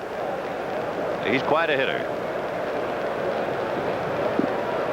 0-2. Fisted foul. Dick Williams says that Gary Templeton has the best arm of any shortstop in the major leagues. I don't know if he'll get a chance to display it tonight or if he's just going to hack away and go sit back down. No balls, 2 strikes. 2 out in the 4th, 2-1 National, and where was that one? Carlton Fisk can't believe it. George Brett is saying, ask Charlie Williams. You take a look. Well, they ruled that he did not go around. 1-2.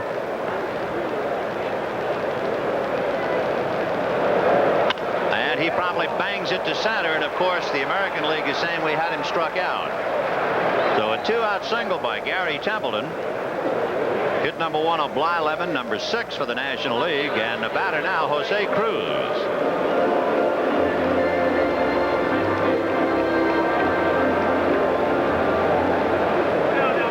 Cruz 0 for 1. Tony Gwynn started the game and grounded out, and Jose grounded out in the 3rd inning.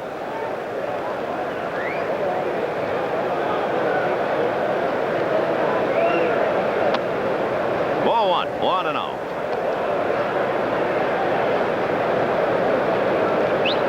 run, 6 hits for the National, 1 run, 2 hits for the American. We're in the top of the 4th. You could see Fisk asking Blyleven to take a look, give me a chance. And there goes Templeton, and he stumbled. The throw down to Murray, and he got back to the bag. And Cruz was in his way at home plate. Carlton had to double pump, and when he double pumped, he lost the play. If he could have come up throwing, he would have had him at first base, because Gary's going. Now, he gives it a good break, realizes he's in no man's land, makes a U-turn, and just does get back. But Fisk was ready to throw and then had to double pump.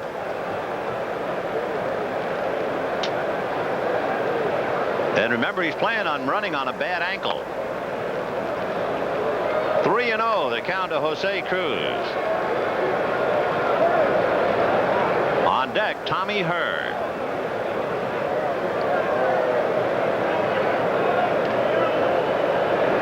They let him swing, and he was way out in front of it. Hit it off the end of the bat, 3-1. Just couldn't wait for it. Dick Williams, he just says this is a ballpark and a game where you let them rip. Let them rip. Dick Williams has won 2 out of 4 World Series. He beat Anderson in the '72 World Series, but he's 0-3 in All-Star games. He was managing the American League all 3 previous times. We'll see if they play run and hit now. Templeton goes. Nope.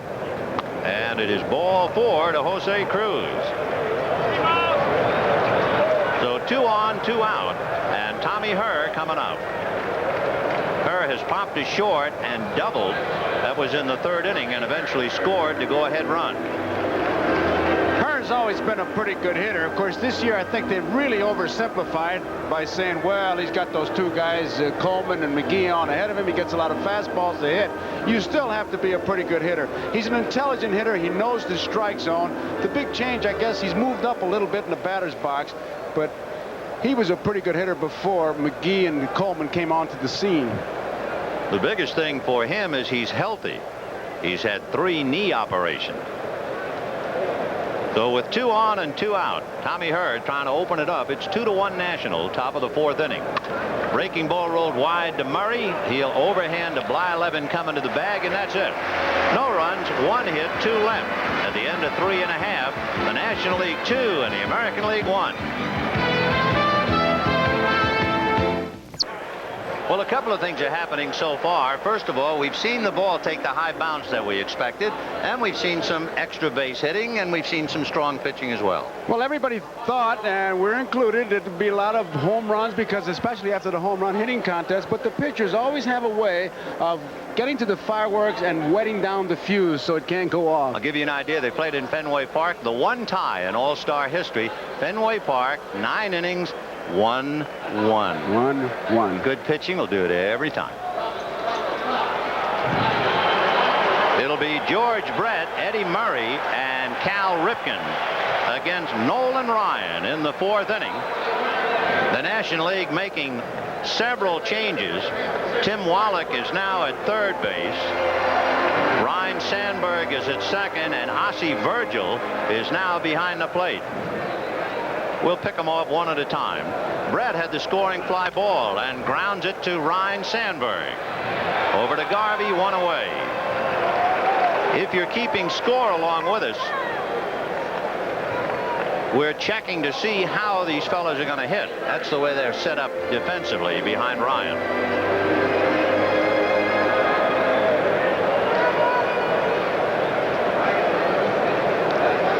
So with 1 out, here is Eddie Murray. Nolan Ryan is going into Tommy Herr's spot since Herr made the last out. Ossie Virgil will go in Terry Kennedy's spot, and Virgil now will be called on to handle a foul ball. A nice touch. Ossie's dad is here as coach for the San Diego Padres. He's with Dick Williams, so he has his son in the game. You could see Ossie Virgil take a 2nd look, because that was a tough play. Take a 3rd look. That was a difficult play. He kept his eye right on it, and now you could see he's talking to Larry McCoy, who's saying, hey, I think I had a little trouble with that one myself. That's a tough play to begin with. Here now is Cal Ripken. Ripken grounded out in the 2nd inning. By the way, we're talking about Ossie Virgil and his dad. The Ripkins were represented on the American League All-Star team last year. Father and son. Great moment. If you are keeping score, we can give you the offensive alignment now for the National League.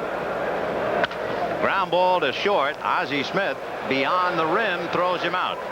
So we'll give you the National League when they're hitting in the 5th inning. At the end of 4, it's the National League 2, the American League 1, and we'll be right back after these messages from your local station. The 1985 All-Star Game is brought to you by Sharp Electronics Corporation. From Sharp Minds come Sharp products. By Tenneco, building on quality, and by Wendy's, now serving freshly prepared breakfasts. In the 5th inning, Steve Garvey, Dale Murphy, and Darryl Strawberry against Bert Blyleven. Breaking ball strike, 0-1. How can they say that's an optical illusion? Garvey with all kinds of glistening credentials, 1 for 2 tonight. Grounded out and then singled up the middle to put the National out in front.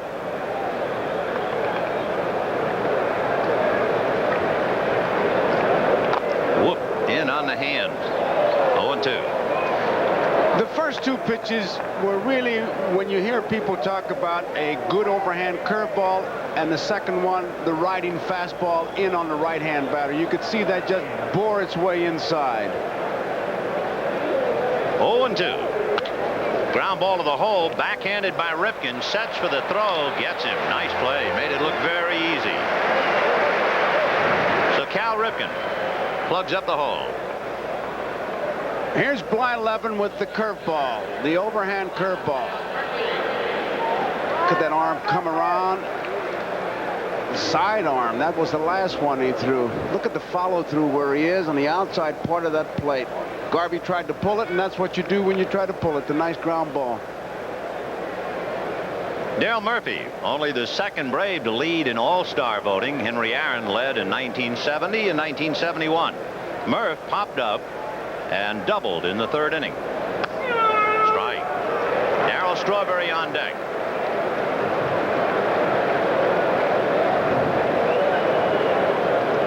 Down in the American League bullpen, since Blyleven is due to bat 4th in the bottom of the 5th.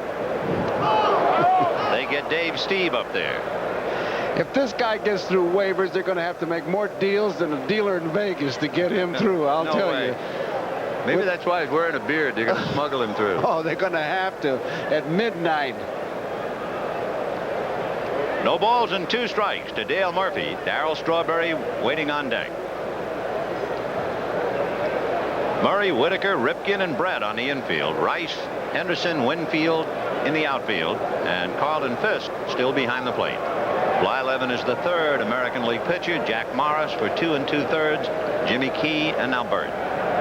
Big sweeper, 1-2.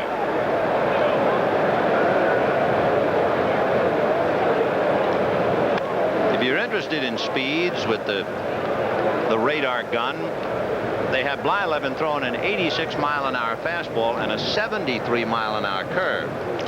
How about the bend on old Uncle Charlie, though? That's what counts. Or Lord Charles, as they call Lord Charles. Dwight Gooden's curve. Right. 1-2. Slow breaking ball down and away. Ball 2. 2-2 to Murph.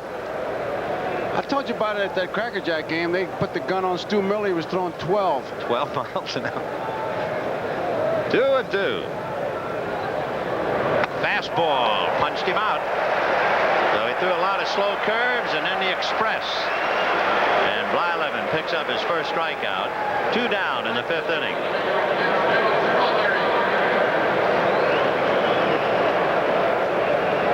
What did it look like? Here it is. Good follow through. Ready for the ball to be hit back. 86. 86, that's a perfect number to cut off a guy at the plate, right? 86 him. With 2 down, Darryl Strawberry takes ball 1. Strawberry singled and walked, scored the tying run in the 2nd inning. Strike. 1-1. You notice those good pitchers when they got the good stuff, they can't wait to get the ball. I mean, this game is picked up. Give me the ball. Boom, boom, boom, boom. Why not? That's a strike. 1-2. put down number 2 and see what happens.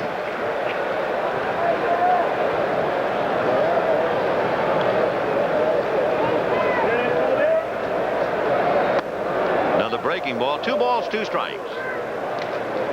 Darryl Strawberry. And some youngsters dreaming about their day in the sun and wearing a New York Mets hat.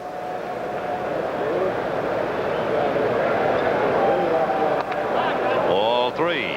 It's about what Gary Carter's doing, Vin, sitting home watching the game with his Mets cap on. And apparently that got a little bit of Darryl Strawberry, maybe on the foot. And hit by the pitch, he's awarded first. Yeah, Gary Carter wanted to be here. Lance Parrish wanted to be here. Pedro Guerrero wanted to be here and is here. And Joaquin Andahar is spelled W-A-L-K-I-N-G.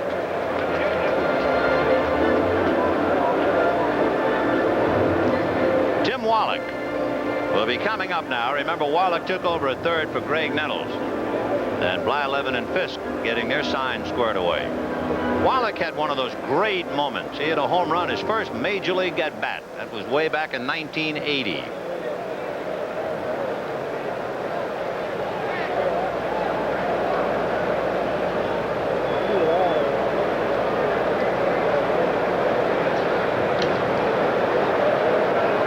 Two down in the 5th inning, 2-1 National. 4-1. Wallach was a member of Cal State Fulton's NCAA champions of 1979. He was the College Player of the Year that year. Oh, yeah, he's got all kinds of tools. Montreal just waiting for him to really explode, and this has been a down year for him in power. Strawberry goes, and it's whacked down the left field line. Fair ball. Kangaroos up into the seats. And let's see, they'll send Strawberry back to third. So Tim Wallach drills it in the left field corner, and the Nationals have runners at second and third with 2 out. Hit number 2 of Blyleven and hit number 7 for the National League. Remember, both managers told the fellows who can run, go ahead, take it on your own. And even though Strawberry was hit by a pitch ball, a miraculous cure, and he took off and was running when Wallach hit that ball. 3 doubles now for the National League. Doubles by Tommy Herr, Dale Murphy, and now this one by Tim Wallach. Virgil with a slightly separated shoulder May the 11th and a collision with the Mets' Kelvin Chapman. He was the backup catcher to Bo Diaz for the last couple of years at Philadelphia, but then Diaz was hurt last year. Ozzie took over, and here he is in the All-Star game. And with his dad in the Nationals dugout rooting for him. Strike. Just wonder what that ball bouncing in the stands. Strawberry running all the way, and with 2 outs, he conceivably could have scored. I think he would have scored, so it did cost the National League 1 run, that artificial surface bounce. 0-1 to count to Virgil. On deck, Ozzie Smith. Ground ball to the hole. That's going to go through. Strawberry scores. Wallach coming to the plate will beat Rice's throw. Ball gets away from Fisk. Virgil is going to second. Blyleven's throw got him.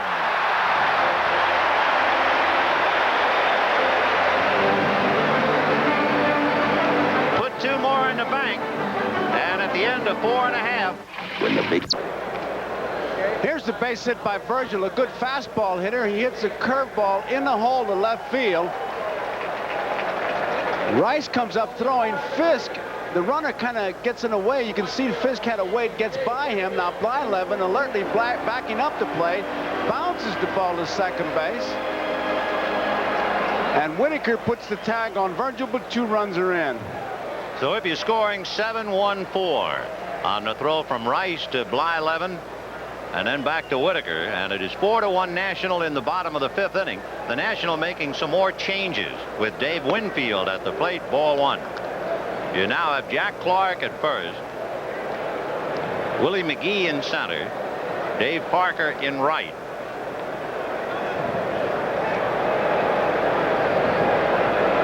We'll give you how they're hitting offensively. Line drive hammered to center for Winfield. He's 1 for 2.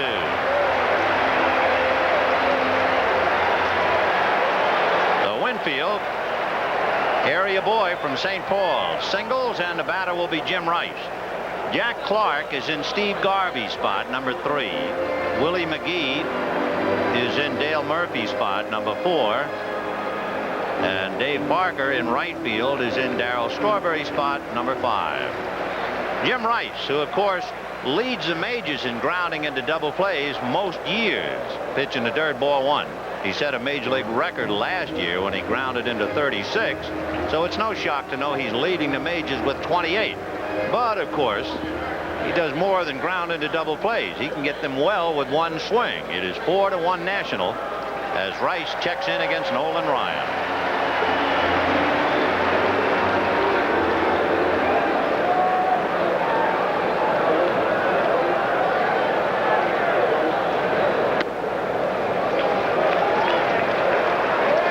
And no strikes. Carlton Fisk on deck would represent the tying run.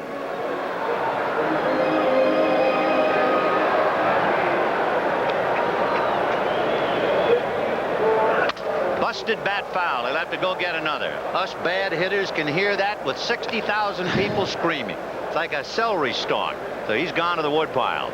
Ryan went to his strength, which was his fastball, got it inside, and you can see that Rice, he was determined to swing if it was a fastball, and he just got it right at the trademark, and, well, it's a souvenir for somebody. So Nolan Ryan working on Jim Rice. Boy, that's the high-rent district, isn't it? 2-1 to Jim.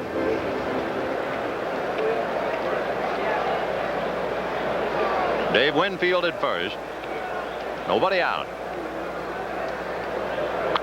High pop foul behind the plate. Ozzie coming back. No play. It's on the other side of the screen.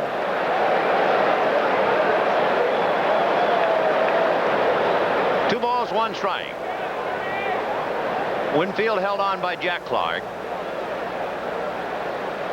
4 runs, 8 hits, 1 error for the National League. 1 run, 3 hits, and no errors for the American League.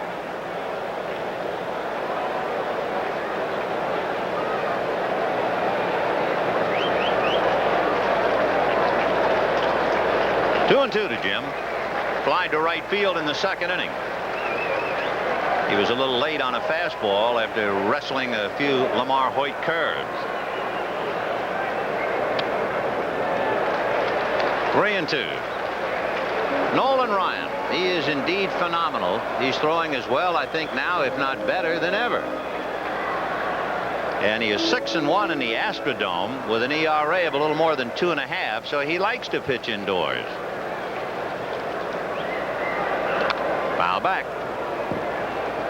The paid attendance here, 54,960. That's the largest crowd ever to see a baseball game in Minnesota. Great. Winfield has good speed, but he was not running. They want to make sure Rice, I guess, doesn't get distracted. 3-2 with nobody out. Winfield goes. Fastball, foul tip, the throw down. Too late, and he came off the bag, but he reached back and grabbed it. So Rice is blown away, and Winfield steals second. He's on his own. He's digging, not even looking to see what happens to Rice. And watch Sandberg make the tag. Now Winfield goes past the bag. Sandberg turns, and here's where Winfield goes back in through the back door. He's not looking back at the hitter, so he's looking for that bag. It will come as no surprise to the hitters in the National League who are watching this game. Nolan's fastball that just punched out Jim Rice, 95 miles per hour. You know, the all-time record for strikeouts in a 9-inning game is 19. It's shared by 3 pitchers, and Ryan has witnessed all 3. Half swing on a breaking ball, no swing, says John Kibler. Of course, Ryan pitched one himself. He was on the Mets when Steve Carlton struck out 19 in 1969, and he was on the Mets the next year when his teammate Tom Seaver fanned 19 Padres.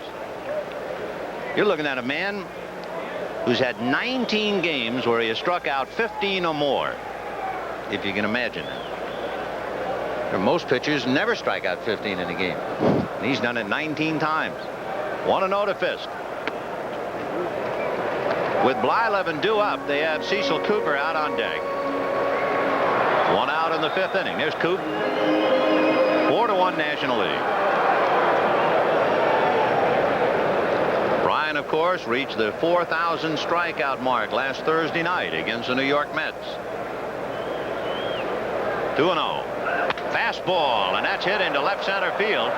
Here comes Cruz to make the catch.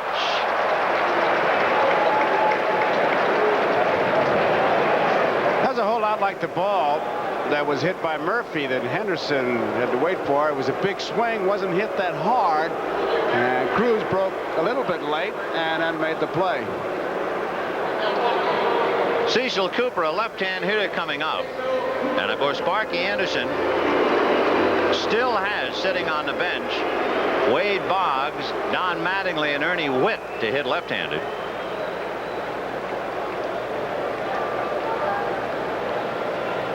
So here's Cecil Cooper.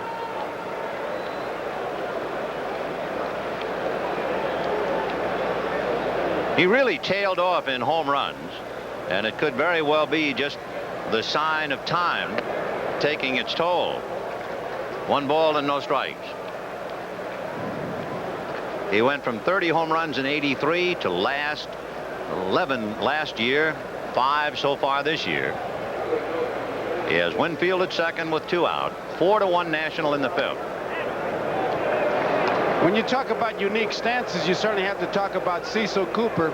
An open stance, but the one thing he does as he gets set for the pitch, watch him shift his weight to his back foot, ready to bring it forward like all good hitters.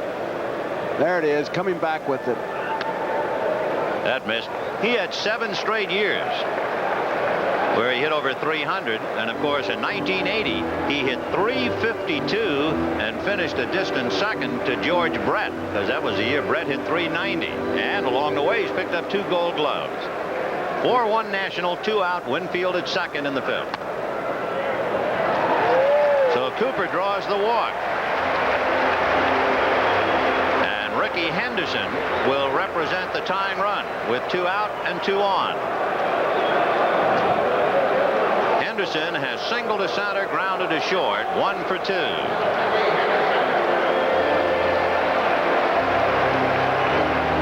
Henderson, with that stance, you talk about unique stances. Here's another one, a very small strike zone, but he brings that bat into the hitting area in good shape. He doesn't get straight up. He stays low and goes right into it, and if he gets his pitch, we know he can bring that fence in very close.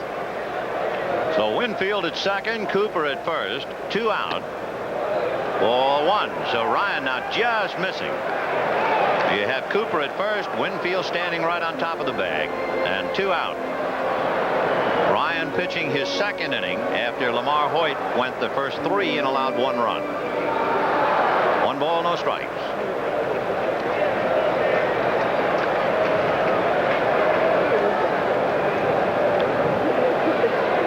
Outfield about straight away. Got the corner. 1-1. Parker, McGee, and Cruz out there. Ozzie Smith continues to play beyond the rim at short, and Sandberg is also beyond the rim at second.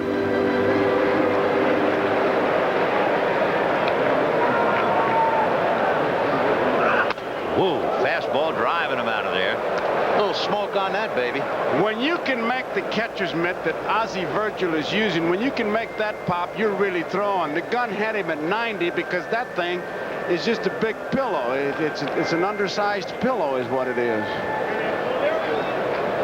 2 balls and 1 strike to Ricky Henderson, battling a man with 5 no-hitters, Nolan Ryan.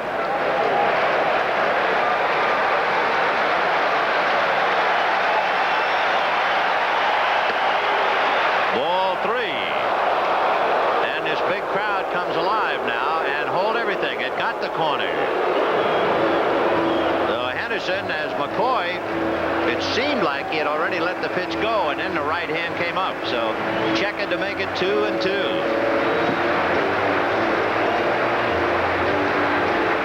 Dave Winfield at second, Cecil Cooper at first. In the 5th inning, 4-1 National.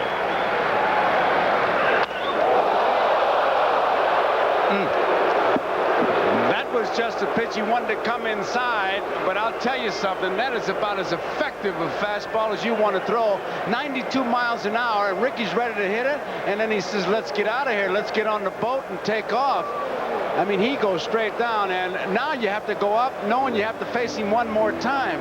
So that trip to the dentist is not a bad idea at all. Now the runners will be going 3 and 2 and 2 out. Winfield and Cooper. Runners go. Fastball got him swinging. A 94-mile-an-hour fastball takes care of Ricky Henderson. The American leads 2, and it's 4-1 National at the end of 5. For you. So far, we've received over 100,000 telephone calls, so there's a great deal of interest. Are you or are you not in favor of the designated hitter? If you answer yes, use the appropriate number, or no, it'll call 50 cents per call, and at the end of the ball game, we'll have the tally for you. Damaso Garcia takes over at second base. Ernie Whitt goes behind the plate, and Dave Stieb on the mound.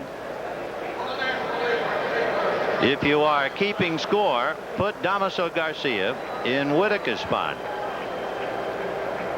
Number 2. Put Whitt in Carlton Fisk's spot, number 8. And then put Stieb, number 9. Ozzie Smith, Ryne Sandberg, and Jose Cruz are due up.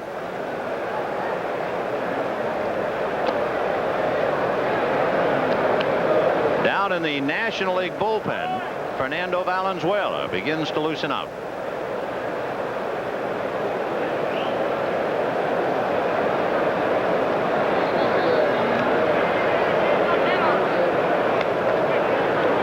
Big show last year when Fernando and Dwight Gooden struck out 6 in 2 innings.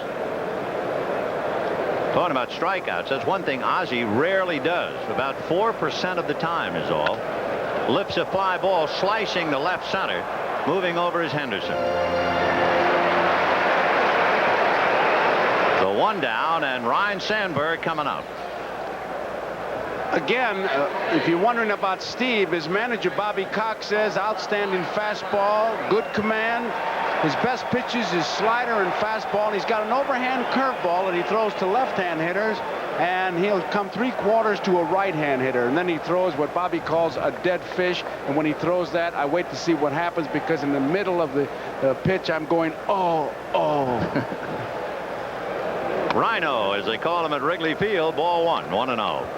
Sandy Koufax, the honorary captain, takes a turn at coaching first. 1 ball and no strikes. 1-1. That was the hard slider.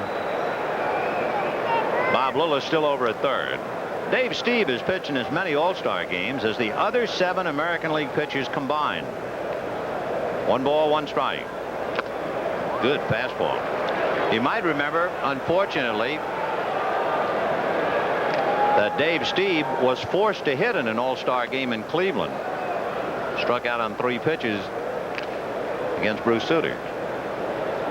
1-2. Got him on the inside corner. What a great pitch. Oh, that was that 3/4 curveball that he throws. And after you throw the good hard fastball, the hard slider, and throw that one, there's not much you can do as a hitter but just watch it sail by. Here's a good look at it. Got to get that ball the outside part of the plate. Sandberg kind of gave up on it, thinking it was going to stay inside, because he starts it right at the hitter. That's the key. Jose taking ball 1, 1-0. Dave Stieb could have had a much better record this year when you realize that in the games in which he did not win, his ERA is well under 3. And he didn't win any of those games. Neither his walks nor his strikeout totals are extravagant. He just gets people out.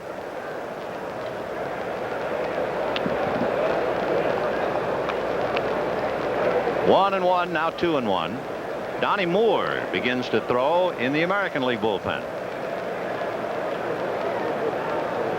4-1 National with 2 out, bases empty, top of the 6th. That's a strike. One of the other things you want to point out as we take a look at Donnie Moore on Dave Stieb, he's so effortless. It looks like he's not throwing hard at all, and all of a sudden here he comes at you with really good stuff.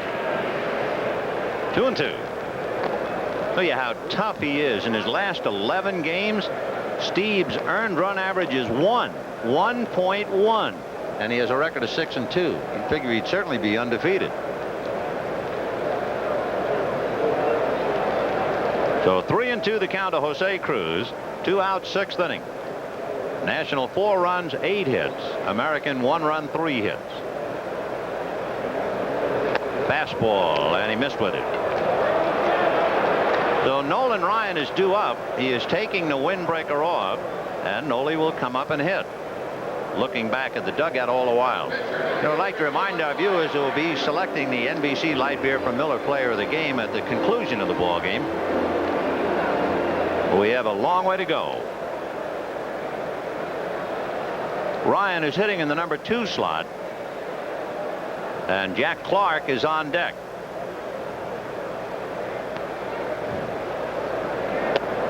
Ball 1. Phones may be starting to jump off the hook because with the DH, we'd have a DH up there. That's right. So there's no DH in the All-Star game. You know, talking about the DH, that's what makes a pitcher in the American League's earned run average so remarkable. When you talk about a Dave Stieb and his ERA is 1.1 over 11 games, he's not pitching to pitchers. That's murder. It's a little tougher when you don't have that automatic out in there. Wow.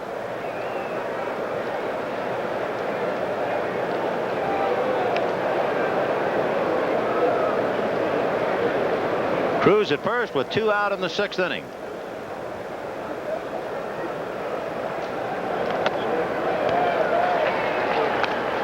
One and 1 to Noli. 4-1 National, top of the 6th. You know, the first game ever played between the Twins and the Phils here, Pete Rose got a single in the 1st inning with Cruz a big jump, and he makes it easily. So Pete put the imprimatur on this stadium in the 1st inning of the 1st game with a base hit.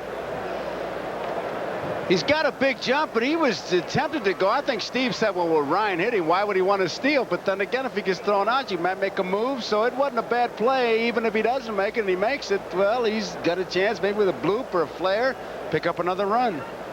2-2 to Nolan Ryan. And that's that. Breaking ball puts him away, so they leave Cruz at second base. And at the end of 5.5 innings, it remains the National League 4 and the American League 1. Bottom of the 6th inning with the National League leading the American League 4-1. Still plenty of life in each dugout, although it looks like the National League is sitting back enjoying the 3-run bulge. Damaso Garcia will start it off. He takes ball 1. He was acquired by the Blue Jays from the Yankees, and he's been a Blue Jay second baseman ever since the start of the 1980 season. And what a performer. 1-0. 2 balls, no strikes.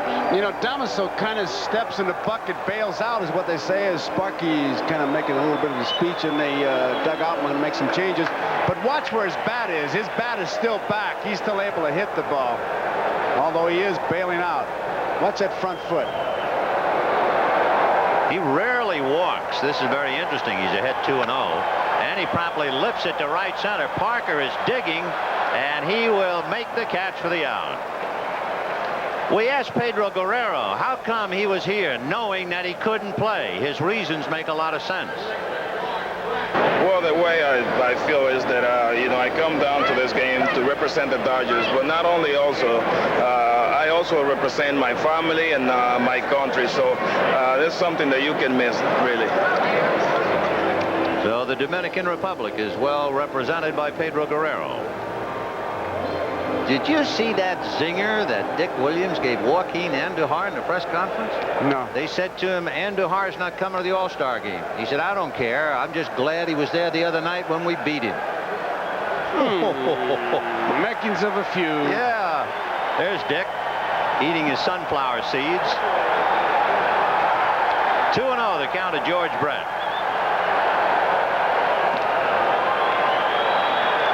George Brett had a scoring fly ball and grounded out. 0 for 1. Ball 3. Down in the American League bullpen, Don Mattingly and Alan Trammell are loosening up. So Sparky's going to make a couple of moves. Nolan Ryan working his third inning against George Brett. Fastball down the pipe. It's taken Brett 1 month to raise his average 58 points. He has been blazing hot. And he walked. Second walk given up by Nolan Ryan. He walked Cecil Cooper. And the batter will be Eddie Murray. Fernando Valenzuela is throwing in the Dodger pen. Donnie Moore, the other representative from the California first place teams, he has stopped throwing.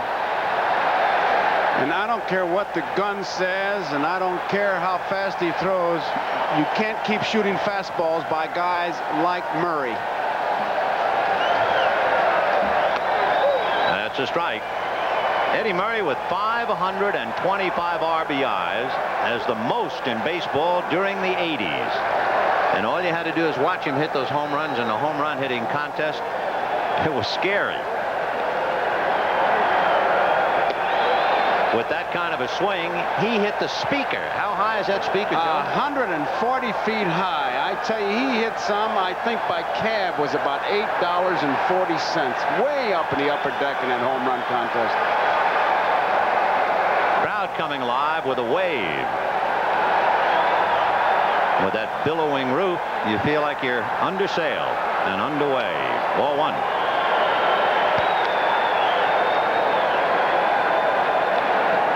That's the speaker that Eddie Murray hit in fair territory. And when I asked about the ground rule, they said up until he hit it, the architect, we didn't have a ground rule because the architect said nobody's ever going to hit it. 1-2 to Eddie. Fastball, and that's whacked into left center field. McGee and Cruz, and it's Cruz. Hustling back to first is George Brett. Fine play by Jose Cruz to plug up the gap. That was a tremendous play because McGee's not going to make that play, and it looked like it might have even bounced over McGee's head. He was in fairly close to Cruz, but watch Cruz just cut across and make a tremendous play, reaching across his body. A little tougher because he is a left-hand thrower with that glove on the right-hand side. The other way, he would have been able to reach a little farther, but he made a good play there. Interesting the way Ryan was pitching Eddie Murray. His first pitch was a 90-mile-an-hour fastball. His second pitch was a 76-mile-an-hour breaking ball. He came back with a 90, and that last one was 95. Ball one. That's throwing. Yeah, you can't say Murray was a little late on a 95-mile. No. 1-0 to Cal Ripken. Grounded to short twice, 0 for 2.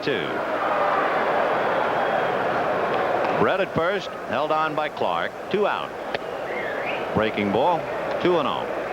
Ripken is tireless. When you add up his consecutive games, 527, and then add up the innings, it's 4,758 innings of running out, running back, and running round. Here's the spot where the hitter's against Ryan. You're always looking for his fastball. You have to because it comes in so fast, but 2 balls and no strikes. If you're going to get a good cut, it would be now looking for the fastball. 2-0.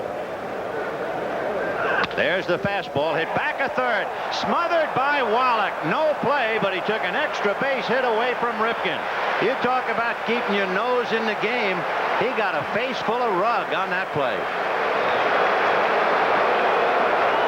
Ball gets there in a hurry, and he backhands it, but he's not satisfied to just catch the ball. He wanted to throw, but Ripken makes it to first base, and now it's Winfield.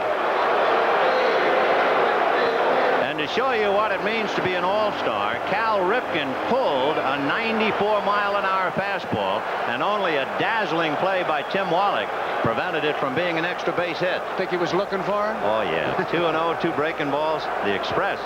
And now Winfield represents the tying run. He has grounded to second, single to center, and stolen a base. 4-1 National, but the big guy can get you well in a hurry. Breaking ball for a strike. Winfield took a huge stride on that pitch, and he was locked. Changed speeds, and it kind of locked him. They've moved Wallach closer to the line, thinking these guys are sitting on the fastball to be able to get around on it. Winfield, big swing. There you see Wallach. 0-1 to count to Dave Winfield. Line drive foul. Down in the bullpen where Coach Bobby Cox is playing catch with Tom Brunansky. And, of course, anything Brunansky does really shakes him up here. There's Bruno. 0-2 to Dave Winfield. And 2 breaking balls he threw to Winfield. Now he's way out ahead of him. It'll be an interesting battle right here. What Ryan will do, he can do most anything. Winfield jumped on that last curveball and really wasn't biting as hard as that first one. George Brett at second, Cal Ripken at first, and 2 out. Fastball hit the bat and knocked Winfield on his haircut. You could see Virgil moving as he gave the pitch with our center field shot. You could see him edge in. That fastball was boring in on him, and down goes Winfield. And I mean, you talk about fast. He hits a line drive by just letting the ball hit the bat. When he goes down, you want to holler, timber. He just kind of unfolds. Look at this. And the count remains no balls, 2 strikes. In case Dave would like to know, it was 95 miles an hour. Let's see where Virgil sets up with this pitch now. He's one of those catchers that'll move. 0-2. Outside. Fastball hit down a rhino, and Sandberg goes to Clark, and the inning is over. No runs, 1 hit, 2 left. 2 brilliant defensive plays by Murray and Ripken. We'll be right back after these messages from your local station. One of the tools that Nolan Ryan has, he comes inside. Now to Henderson, he comes inside. Down he goes. You remember that? And then he comes back to strike him out. You're just not eager to come up. Here's Winfield. Down he goes. And on the next pitch, he throws the bat, just barely gets the bat on the ball and hits the ground ball. You have to be able to pitch inside. And when you're throwing fastballs 95, 94 inside, the body has a meeting with the brain and says, hey, we're both brave, but let's not all of us get up there at the same time. It's a very effective tool when you throw that hard. Well, it's a big city. You knock down 2 guys, New York, New York. Here's the way the American League stacks up now. Mattingly, Garcia, Trammell, Molitor, Rice, Phil Bradley is now in center, Tom Brunansky in right, and Donnie Moore on the mound. And we'll check to see how they're hitting. Donnie Moore will be pitching to Jack Clark, Willie McGee, and Dave Parker. Donnie, one of the principal reasons why the California Angels are where they are. Luis Sanchez led California last year with 11. He already has 17, a career high, and he has been brilliant in his last 16 appearances. His earned run average is less than a run. He's got a good fastball. He throws a slider and a changeup and good control. And Jack Clark, if you want to know what a good, quick, compact, crisp swing looks like, here it is. Jack Clark picking up at first base for Steve Garvey, grounded to short in the 5th inning. He's 0 for 1. Clark has already homered in every National League stadium this year except Cincinnati and Philadelphia. And Whitey Herzog, in talking about him, said, well, he's as tall as Babe Ruth, but not as heavy. 1-1. 1-2 the count. Donnie Moore's been in pro ball since 1973, but last year was only his 2nd full year in the major leagues. 2-2.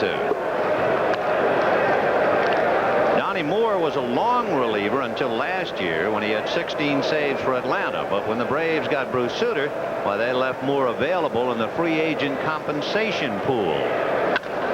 Comebacker, and Donnie has it. That takes care of Jack Clark. 1 away. That compensation pool, the Angels lost Fred Lynn. So California dipped into the pool and in compensation picked up Donnie. And ironically, Moore is having a better year than Sutter, who did not make the All-Star team.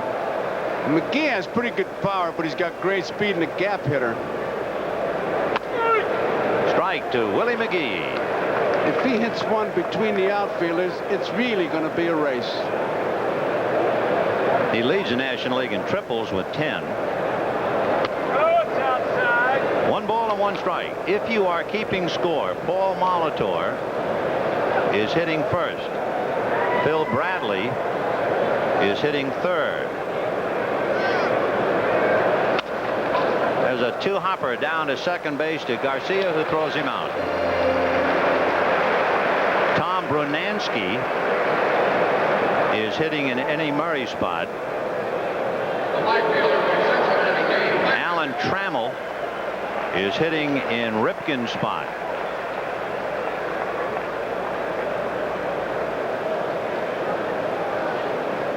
Donnie Moore is hitting in Winfield's spot and put Mattingly ninth. We had a clock on McGee, if you were wondering, 3-8 down the first.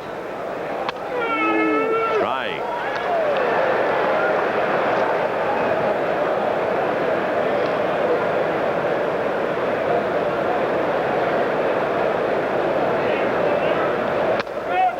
The Cobra, as they called him when he played in Pittsburgh, and he has really come back for Cincinnati. Big Dave Parker. He tells you in poetry.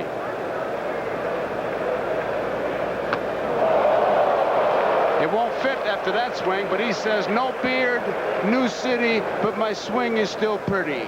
Well, you got a guy who won back-to-back batting titles in 1977 and 78.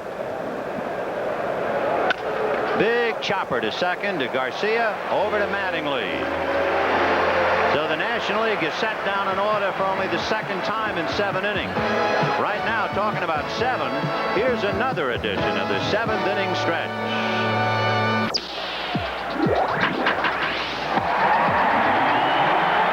The 7th inning stretch. Gatorade is thirst aid for that deep down body thirst. In Baltimore, the Orioles have been flying high.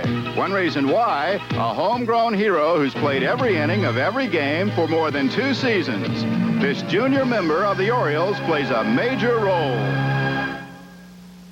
Cal Ripken Jr. waves his wand. In 1982, Ripken was Rookie of the Year, and the following season he was voted the league's MVP. His proud father, Cal Ripken Sr., is the Orioles' third base coach, and Baltimore's favorite son has become one of the highest-rated shortstops in the game. With a glove like that and a booming bat, the Orioles' Cal Ripken will always stand out. So far, 150,000 people have called in to register their feelings about the designated hitter. Those are the appropriate numbers.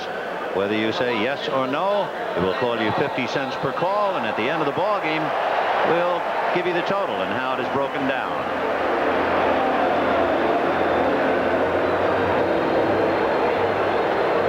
You know, Joe, sitting here with 54,960 taking the traditional 7th inning stretch and listening to them sing "Take Me Out to the Ball Game" with such joy, the whole ball game is tinged with sadness thinking about the August 6th strike date set by the players.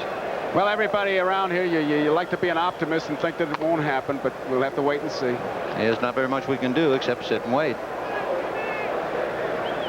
New battery, Fernando Valenzuela and Tony Pena. And Gary Ward is on deck to hit back a Rice. You youngsters who want to be catchers, watch Tony Pena behind the plate, get in his catching position, and then forget it. He's one of the rare ones. In the dirt. He has thrown out 5 people, at least picked them off from that position. He got Keith Moreland, where Jim Fry told me, he said it was like a line drive being hit instead of a throw. In looking at the American League here in the 7th now, you have Jim Rice. Then Ernie Witt is due up, followed by Don Mattingly.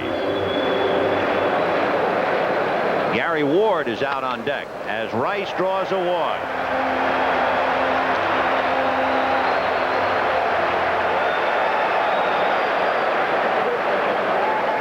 So Rice at first, and here's Gary Ward.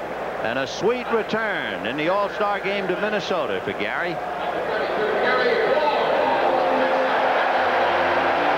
You might remember before last year, the Twins traded Ward to Texas for pitchers John Butcher and Mike Smithson, and Ward struggled until after the Rangers were out of contention, and Butcher and Smithson were big factors in keeping the Twins in the race. Ball 1, and it goes back to the screen, and Rice goes down to second on what appears to be the wild pitch. this year, Butcher and Smithson are struggling, and here's Ward, an All-Star. He played in the '83 All-Star game as a Minnesota Twin. Pena just tried to make a one-hand grab. Johnny Bench, who's working in the next booth, he's the greatest one-hand catcher I've ever seen, and I think he's ruined more catchers. They try to be like him, they can't. That was a wild pitch. That's a strike. 1-1. With these two substitutions, Pena and Valenzuela, again, if you're keeping score, Pena, the catcher, will hit in the number 2 slot, and Fernando will bat in the number 7 position, meaning he's due up second in the 8th inning. That's a line drive caught by Clark. Throws in the dirt. A great save by Ozzie Smith. He was practicing short hopping and backhanding. He didn't know he was going to have to do it on a throw. And it was way off to the shortstop side. Even Ozzie Smith has to laugh about that. What an amazing man. Look at that. Ball is well hit. Look where Clark throws it way to the shortstop side. And Ozzie says, don't worry about it. I'll just backhand it and go to dance class. I've never seen anybody come close to him. I'm telling you, he is a magician. Yeah. An acrobat, and he is just that. He truly is an acrobat. The $2 million shortstop, Ozzie Smith. Now Don Mattingly is at the plate.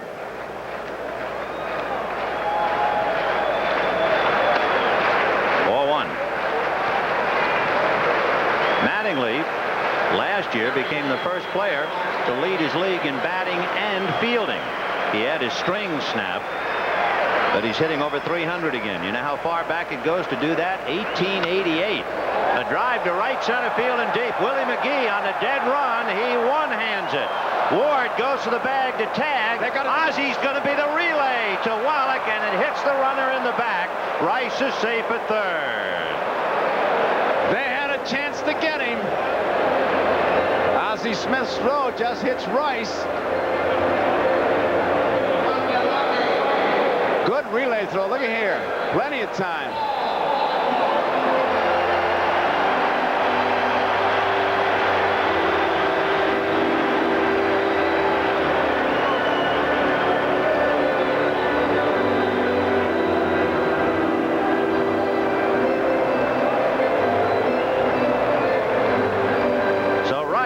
Hit by the throw after tagging up is safely into third, and Paul Molitor, who's from St. Paul, attended the University of Minnesota. Paulie comes in the leadoff spot now, formerly occupied by Ricky Henderson.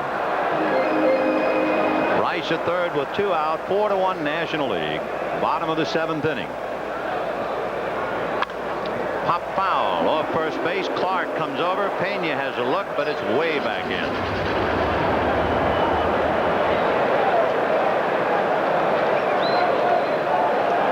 Molitor really had his year scrambled last year because of injury. Of course, they love him here. He went to St. Paul's Cretin High School as well as university. Foul ball. He played just 1 month last year. He was out from May 2nd till the end of the season. So this year he's a logical candidate for comeback player of the year. The only man in history. Remember, he got 5 hits in the World Series against the Cardinals in the opening game 3 years ago. 1-2 to Paul.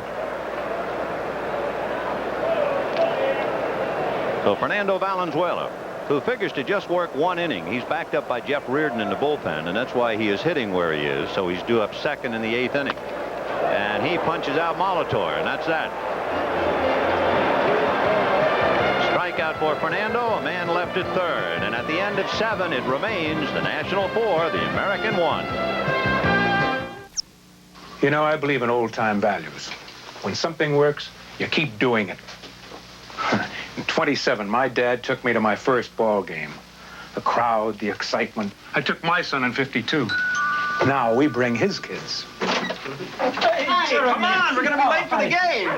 Going to the ballpark in this family has become a tradition. If you're missing it, you're missing something important. Hey, you owe it to them. Major League Baseball, a family tradition. Share it all. You are not looking at some creature from out of space. That's our Skycam camera directly in front of our booth high over the field. And now we go to the Skycam, and there you are in living color. Ain't you grand? Modern technology, as they say. And bye-bye, Skycam. Vin, I guess Bob Veal, the Pittsburgh pitcher, was right. Good hitting, good pitching will stop good hitting, and vice versa. Vice versa. So long, Sky. See, I know him now. I don't drop the cam. Coming back.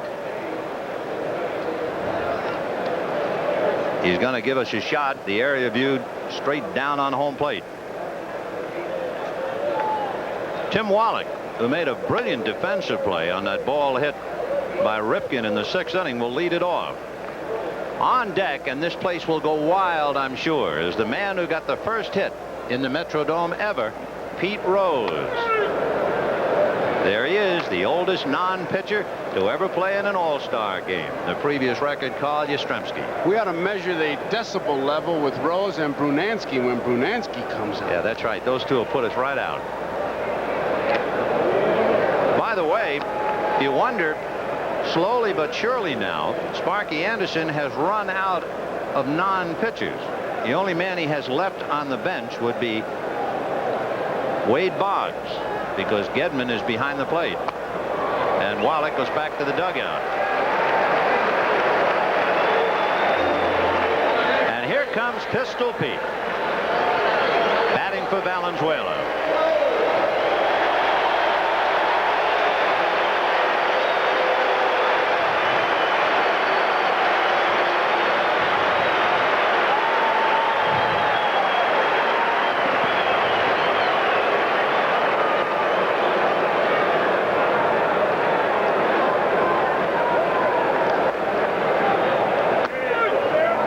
A strike. 0-1 to Pete. It was an exhibition game in '82. Minnesota playing the Phils, first inning, and Rose came up and got the base hit, and that put the seal of approval, the imprimatur, on the stadium. Place looks like there are thousands of fireflies now as all the flash bulbs go off. This is the man they want to have captured on film because he is so close to that other man. 1-1.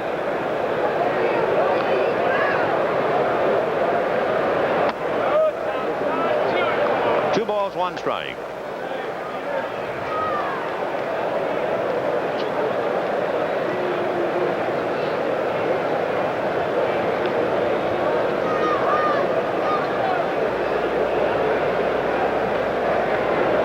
Change. Hit to the right side. Garcia over to Mattingly.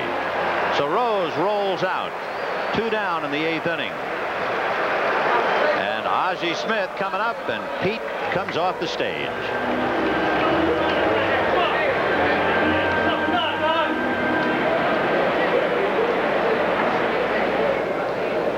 Ozzie Smith, going all the way at shortstop, has popped up, hit back to the box, and flied to center. Back of him on deck is Ryne Sandberg.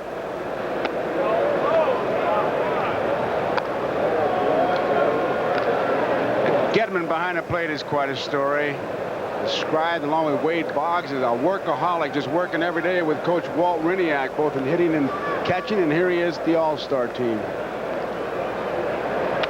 Ball 2, 2-0. Lance Parrish, of course, elected to the starting team, couldn't make it. And Gedman gratefully accepted the charge, and here he is.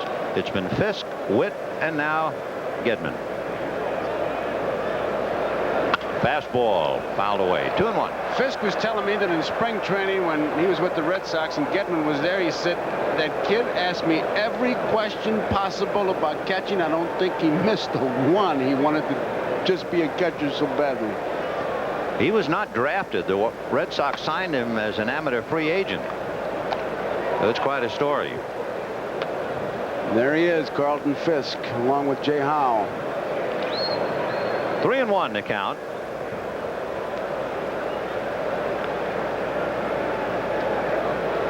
Morris, Key, Blyleven, Steeb, and Moore going for the American. Hoyt, Ryan, and Valenzuela for the National. Grounded foul the other way. That's nice. Let's take a look at the first base coach and then the third base coach.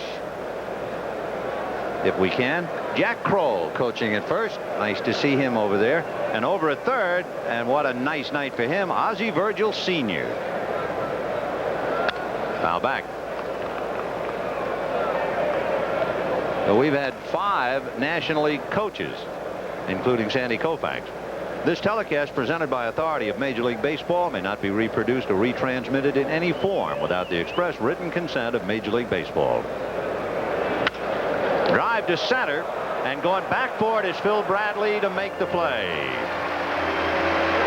So that's 7 in a row retired as the National goes quietly in the 8th inning. And at the end of 7 1/2, 4-1 National.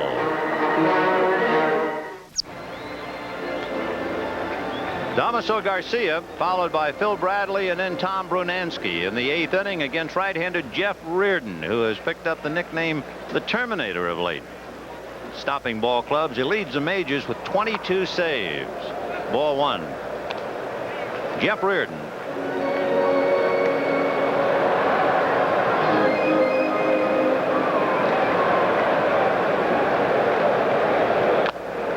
Foul tip. 1 ball, 1 strike. One of the things that Jeff talks about that has helped him this year is his control of his curveball. He's always had a good curveball, but he said he threw more curveballs in spring training this year than in any year, and he really has been getting it over when he's had to get it over. Fastball foul back, 1-2. You know, his career high in saves is 26. He already has 22, so he ought to go flying by that. And he is certainly the biggest reason the Expos are having as good of a year as they are. In many ways, everybody figured this was a rebuilding year for Montreal with people like Gary Carter and Steve Rogers leaving the scene, but Jeff has kept them right in the thick of things. 1-2 the count to Garcia. Whoop. And he hollered, watch out. Could hear it up here. 2 balls, 2 strikes. So we saw Nolan Ryan almost bury Henderson and Winfield, and this one right over the head of Damaso Garcia. Trying to get that ball inside. It was right at the helmet, and down he goes out of the way. I remember that day when Jeff inadvertently beaned Mike Marshall in Dodger Stadium. He throws awfully hard, even though he's had some back problems at times. Ground ball to the hole, and that's the way the good hitters answer back. It was the curveball, and you could see Garcia bail out, but he still had that bat there. If you weren't with us in the first inning, Ricky Henderson singled, stole second, went to third on the throw by Terry Kennedy, scored on George Brett's fly ball. However, in the top of the second inning, with 1 out, Strawberry singled and stole second, and with 2 out, the base hit by Kennedy tied it up. Garvey single knocked in Tommy Herr to put the National in front 2-1. And in the 5th inning, Ozzie Virgil with runners at second and third and 2 out. They pitched to him with Ozzie Smith on deck. Virgil singled to left, and 2 runs came in. So it is 4-1 National, and we're now in the 8th inning. And that is ruled a strike. 1-1. Phil Bradley, a great football player, all-time Big 8 conference yardage leader, great quarterback at University of Missouri. And another one. There was the curveball. There's Tom Brunansky, as they call him, Bruno here. He'll stop the show when he comes up. And there goes the runner. Swung on and missed. Pena to Sandberg. And the ball gets away, rolling back to the mound. Reardon picks it up. He throws to Wallach, and they got him. What a freak play. Looked like Sandberg was handcuffed. The ball may have hit the heel because it came forward, and Garcia trying to pick up the extra base. Pena really put something on his throw.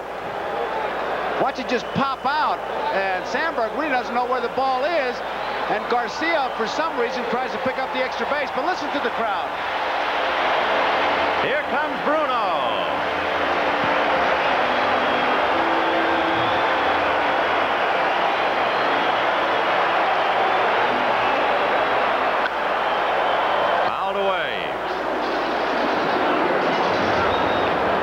Had no idea where that ball went. You could see him just put his hands up. I don't see it. I don't see it. That was not the best base running judgment by Garcia, trailing by 3 to try to take that extra base and get thrown out, and now you got the bases empty. Still 4-1 National with 2 away. Side armor, and it stayed inside under the elbows. You know, Brunansky has hit only 7 of his home runs here at the Metrodome. He's the first one to disprove the theory that it's a haven for home runs. He's hit 19. This whole game has disproved that theory. Here you got all the big sluggers in both leagues. Everybody led us to believe it was going to be firework. It was going to be all kinds of rockets all over the place. And no way. 2-1. High twisting foul. Jack Clark coming over to the railing, and it's back in. That's why we mentioned earlier the one tie over the years. The National League has won 35, the American League 19, and there's been one tie. That tie was a 1-1 tie in Fenway Park, of all places. And when they played the All-Star game in the Coliseum with the screen in very shallow left field, the final score was 5-3. Ground ball to Ozzie. Over to Clark, and the lights go out in the 8th inning.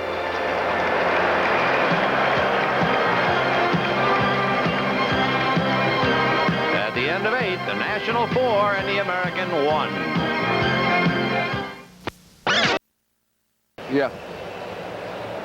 A reminder now, you can express your feelings as to whether you are or are not in favor of the designated hitter. You have about 10 minutes to make that call. It'll cost you 50 cents. You can see the number to dial if you say yes, or the number for no. And we'll give you the totals and the final reading a little bit later in the 9th inning. A couple of more changes. Wade Boggs is now at third base, batting 6th. Dan Petrie, the pitcher, is in the number 3 slot.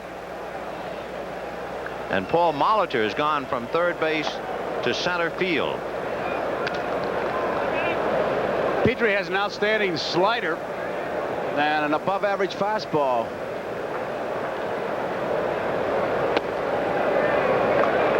In looking to Sparky Anderson, he has used everybody on his club but Jay Howell and Willie Hernandez. He has used all of the other players, every one of them. And now with Sandberg up there in the count 3-0, Tim Raines is out on deck. So the only non-player not used so far by Dick Williams is Glenn Wilson. Strike. So both managers have really gotten the people in the game. Each manager using 3 pitchers. Of course, that brings up the luxury. There's ball 4. In case you wondered, if you had used 2 catchers and the third catcher was severely injured and there was still a couple of innings left, only in the All-Star game do they make a provision for that. They will allow you to bring back the starting catcher. Well, here's Tim Raines. So that leaves only Glenn Wilson, along with pitchers Darling, Garrelts, and Gossage. And Gossage is throwing in the pen.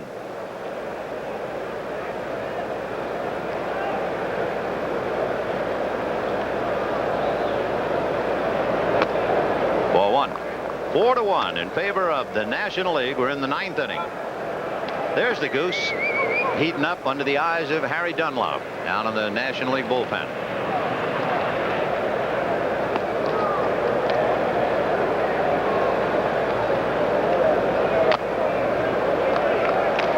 One other pitcher we haven't mentioned, the chances of seeing Dwight Gooden were down to slim and none. He won that tough game 1-0 Sunday. Made, Dick Williams said, some people tell me 130, some say he made 140. So there's just about no chance we're going to see him. Willie Hernandez, the other left-hander along with Jimmy Key, begins to throw now in the American League bullpen. There is Jay Horowitz of the New York Mets visiting with Dwight Gooden. It's about as close as we'll see him, I believe. 2-1.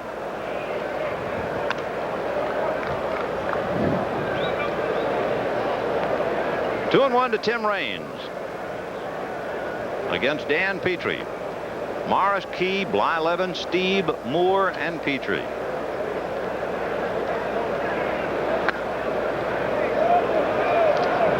3-1 the count. Raines looking down to Ossie Virgil. Nobody out, so Ryne Sandberg also wants to check with Jack Kroll. Raines is the National League stolen base man until Vince Coleman came along. And he walks.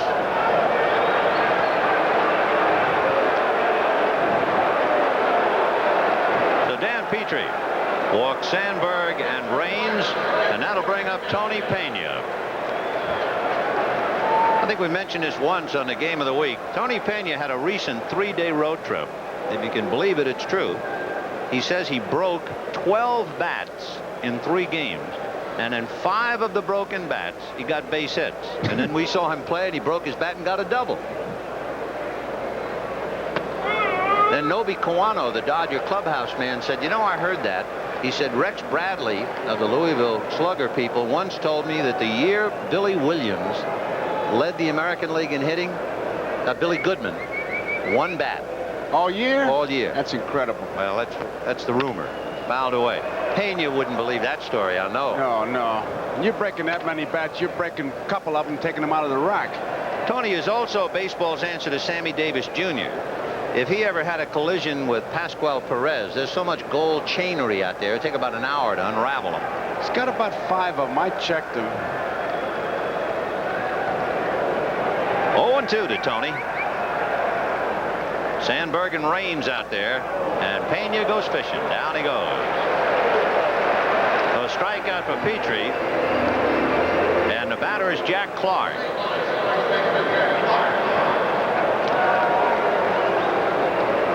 Straight down. Would you say that was out of the strike zone? One of those free swingers. Not hit the ball where it's pitched, hit it if it's pitched. Not only did Pena strike out, they threw the ball out. And here's Jack Clark. Clark is 0 for 2. Garvey had grounded out in single. There's the goose heating up. Clark has grounded to short, hit back to the box. So Jack 0 for 2 with Ryne Sandberg at second, Tim Raines at first. 4-1 National League in the ninth. Ball 1. I think of all the pitchers in baseball, Goose has to be the one who intimidates you the most. I mean, he arrives looking mean and mad and just stays that way.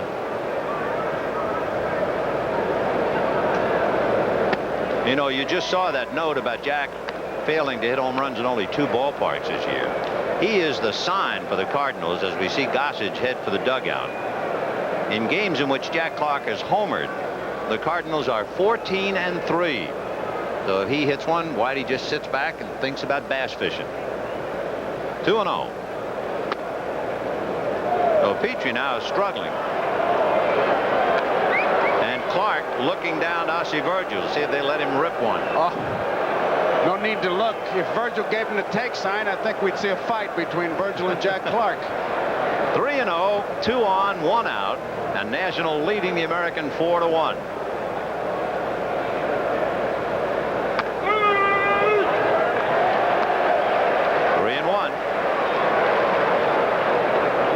The location. That was a tough pitch to handle. He was taking it all away. They gave him the green light. Ball 4. So Dan Petrie has loaded the bases on walks. Willie McGee will be coming up, and we see now if Sparky is thinking about bringing in Willie Hernandez and turn McGee around and make him a right-handed batter and take a couple of steps away from him. I think he may want to take some heat away from his pitcher Petrie because he's been having a good year for him and he's just having all kinds of problems out there and he wants to take a little heat off him. So Petrie goes out, Hernandez comes in, McGee will turn around, and we'll be back.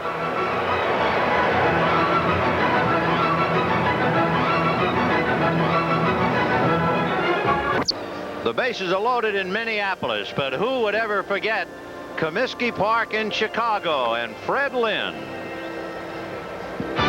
1983, the golden anniversary All-Star game at Comiskey Park in Chicago. Bottom of the 3rd, San Francisco's Atlee Hammaker faces California's Fred Lynn, and Freddie drives this one over the wall and right.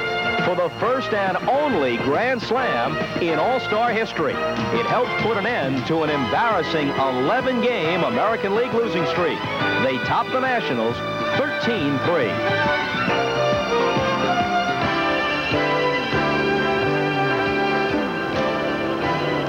Well, that was a couple of years ago. Right now here in Minneapolis, McGee will turn around and go right-handed. You know, it would have been interesting, anybody but a switch hitter like McGee. Glenn Wilson, the only other player who has not been in the game, could have come up to hit against a man he was traded for. That would have made a nice bit of drama, because the Phils got Glenn Wilson and John Walkenfuss for Willie Hernandez, who just set the American League on its ear. The infield is up with the bases loaded, 1 out. Ball 1 to McGee. McGee hitting .325 for the last month. And he chops down on that ball. He's liable to bounce one right over that pulled-in infield. Boggs, Trammell, Garcia, and Mattingly are all up.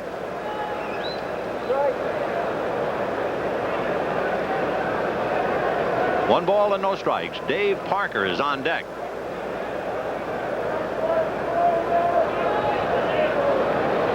And there's a drive into right center. Paul Molitor, it's over his head. It will go to the wall and bounce up and over the fence. It's a track meet, but they're going to have to send somebody back, and it'll be Jack Clark.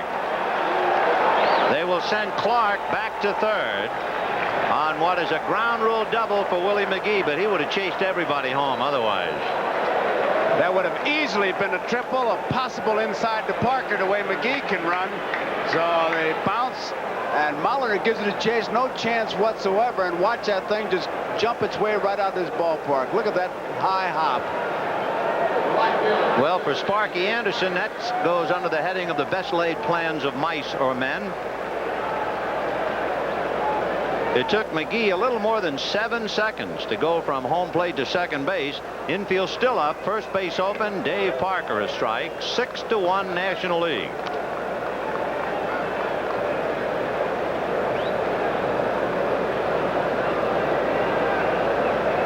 Oh, 0-1 to count to Parker. Finishing up for Darryl Strawberry in right field. That's a strike.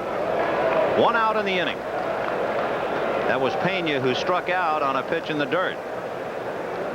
3 walks, and then Willie McGee put the slug on Hernandez. 0-2. Sidearm, foul tip, and down goes Parker. Willie Hernandez, a remarkable pitcher. When he got the out that clinched the American League East title for Detroit, it was his 30th save in 30 save opportunities. This year he didn't blow a save opportunity until June. So he really went a year and a half without missing a meaningful save in the regular season. Now, with the walk to Tim Wallach, we are going to get our wish, because Glenn Wilson comes out on the on-deck circle, and it looks like Wilson will hit against Willie Hernandez. He just as quickly goes back in the dugout looking for another bat. So the intentional walk to Tim Wallach and the trade will be on the line for all the world to see.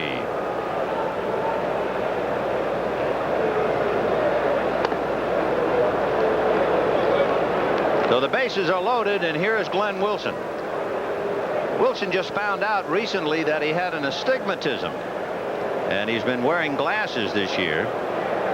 He went to spring training, said he didn't even know he had the problem, and then when he finally put the glasses on, he almost fell down. Saw that. He said he really had some problems, but then he started to get some base hits. And what's the difference if you fall down if you get a couple base hits, huh? You know, the first, 46 of his 56 RBIs were at home. Now it's 61, so he loves Veterans Stadium in Philadelphia, which, of course, is AstroTurf. So here's Glenn Wilson. He has a very good arm. He leads the Major League outfielders in assists. But the trade goes, and all of Philadelphia has a look at it, as well as Detroit. Ball 1. Wilson is the 8th man to come to the plate. He's batting for Reardon.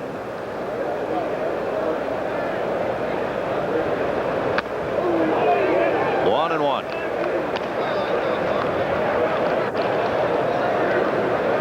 You have Tim Wallach at first, Willie McGee at second, and Jack Clark at third, and Willie Hernandez trying to get the last out. 6-1 National in the ninth.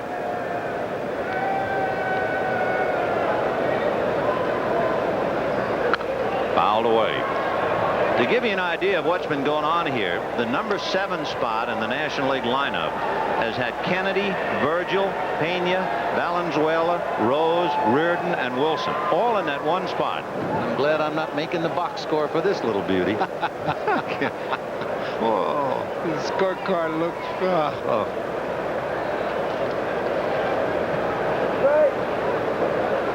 One and two, the count to Glenn Wilson. As a Tiger rookie, he had a 19-game hitting streak, and of course Sparky knows him well. Back of him on deck, Ozzie Smith. 1 and 2. To look ahead for the American League in the 9th inning, as Gedman goes out to talk to Willie, they're due to send up Trammell, Boggs, and Rice. Well, it's pretty obvious what's happening. They're just going over the signals. Willie just wasn't sure of them. With man on third, you better make sure. I'm sure Gedman went out there and said, look, you throw, and then told him to pitch. So Glenn Wilson with the count 1 and 2, and the base is loaded. Clark, McGee, and Wallach. Scroogey, 2 balls, 2 strikes.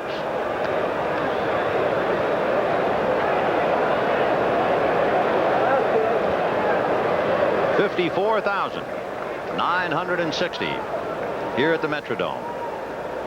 And a screwball chased and missed, and the trade is history. And at least for that moment, Hernandez puts Reardon away. Reardon's replacement, Glenn Wilson, and it's 6-1 National. Here are the results of the phone-in about are you in favor of the designated hitter. 234,832 phone calls, and the answer, no. 59% of the callers said they are not in favor of the designated hitter. 41% said yes. Bottom of the 9th inning, 6-1 National League. Alan Trammell, then Wade Boggs, and Jim Rice. Jim Raines is now in left field, so the outfield is Raines, McGee, and Parker. In looking over the rosters, with Goose Gossage on the mound, only Ron Darling, Scott Garrelts, and Dwight Gooden failed to get into the game. Everyone else in for the National League. For the American League, only one player failed to get in, Jay Howell. Everybody else has been in there.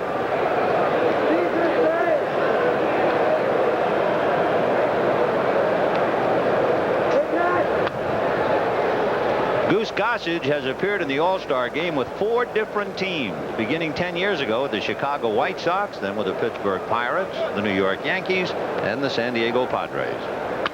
Ground ball to third. Wallach is in front of it. 1 away.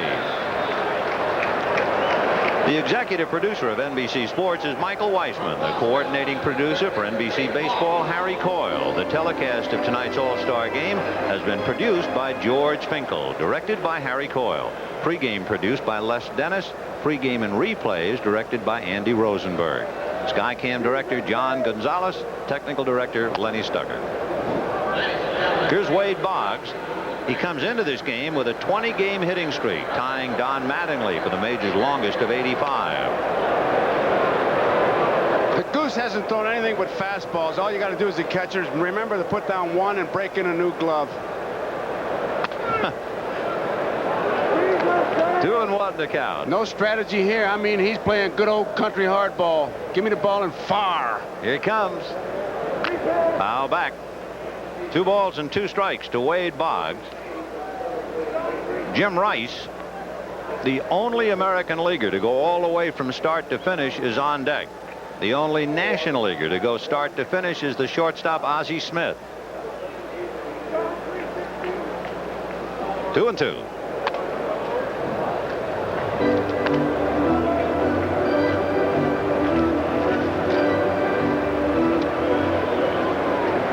Fastball fouled away. I have to snicker. You said fastball. Yeah, what else? But it's redundant. Yeah, right. He's just rearing back, and I mean, he is throwing. Here he comes. That sounded high. So Boggs goes to first with 1 out in the 9th, and here comes Jim Rice.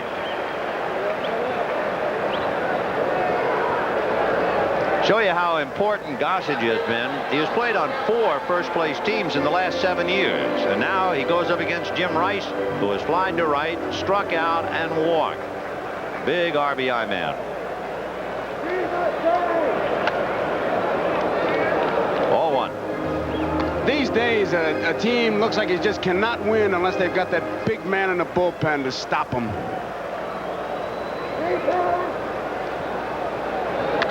Foul back. 1 ball and 1 strike to count. The American League scored in the first inning, but they haven't been heard from since. And Goss is trying to put the lid on this one. The National League scored in the 2nd, the 3rd, twice in the 5th, twice in the 9th.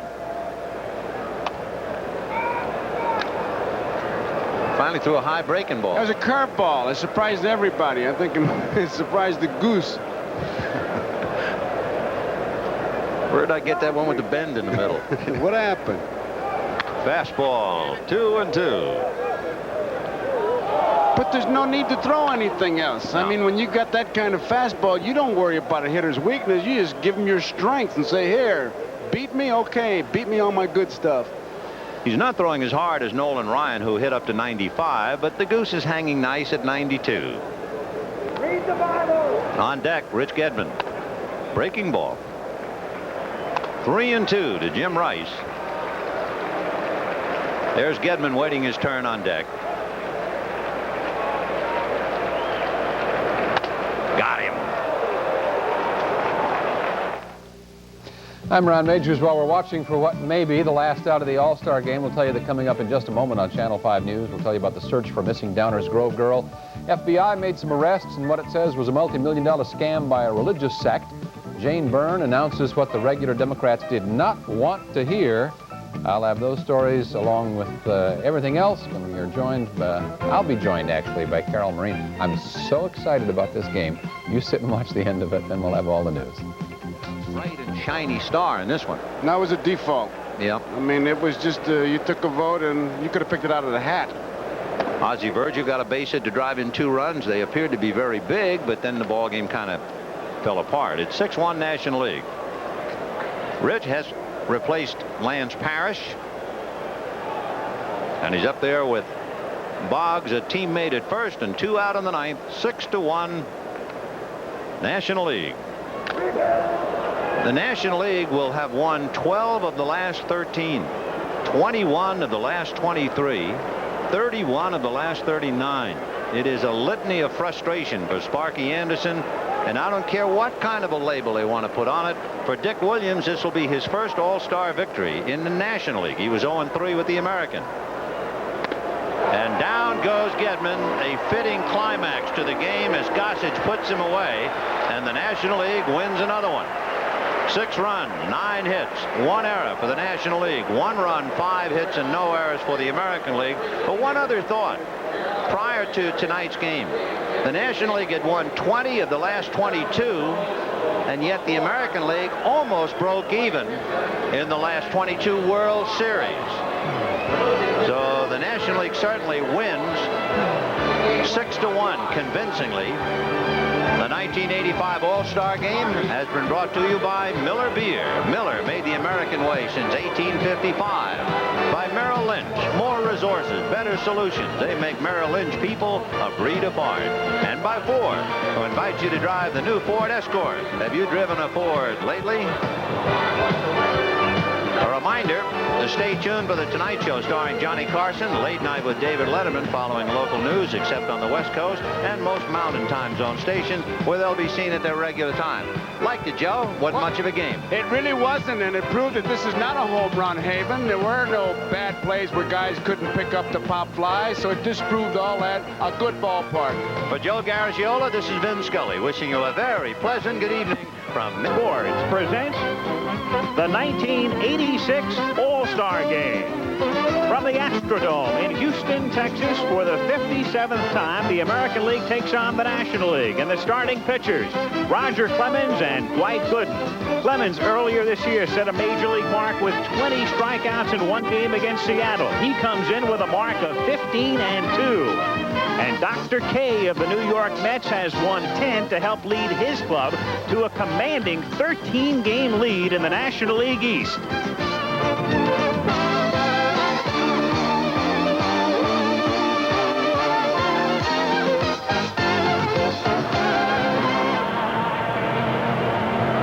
Houston entered the National League in 1962. The old Colt 45s played in an outdoor stadium that was hot and sultry and mosquito-laden.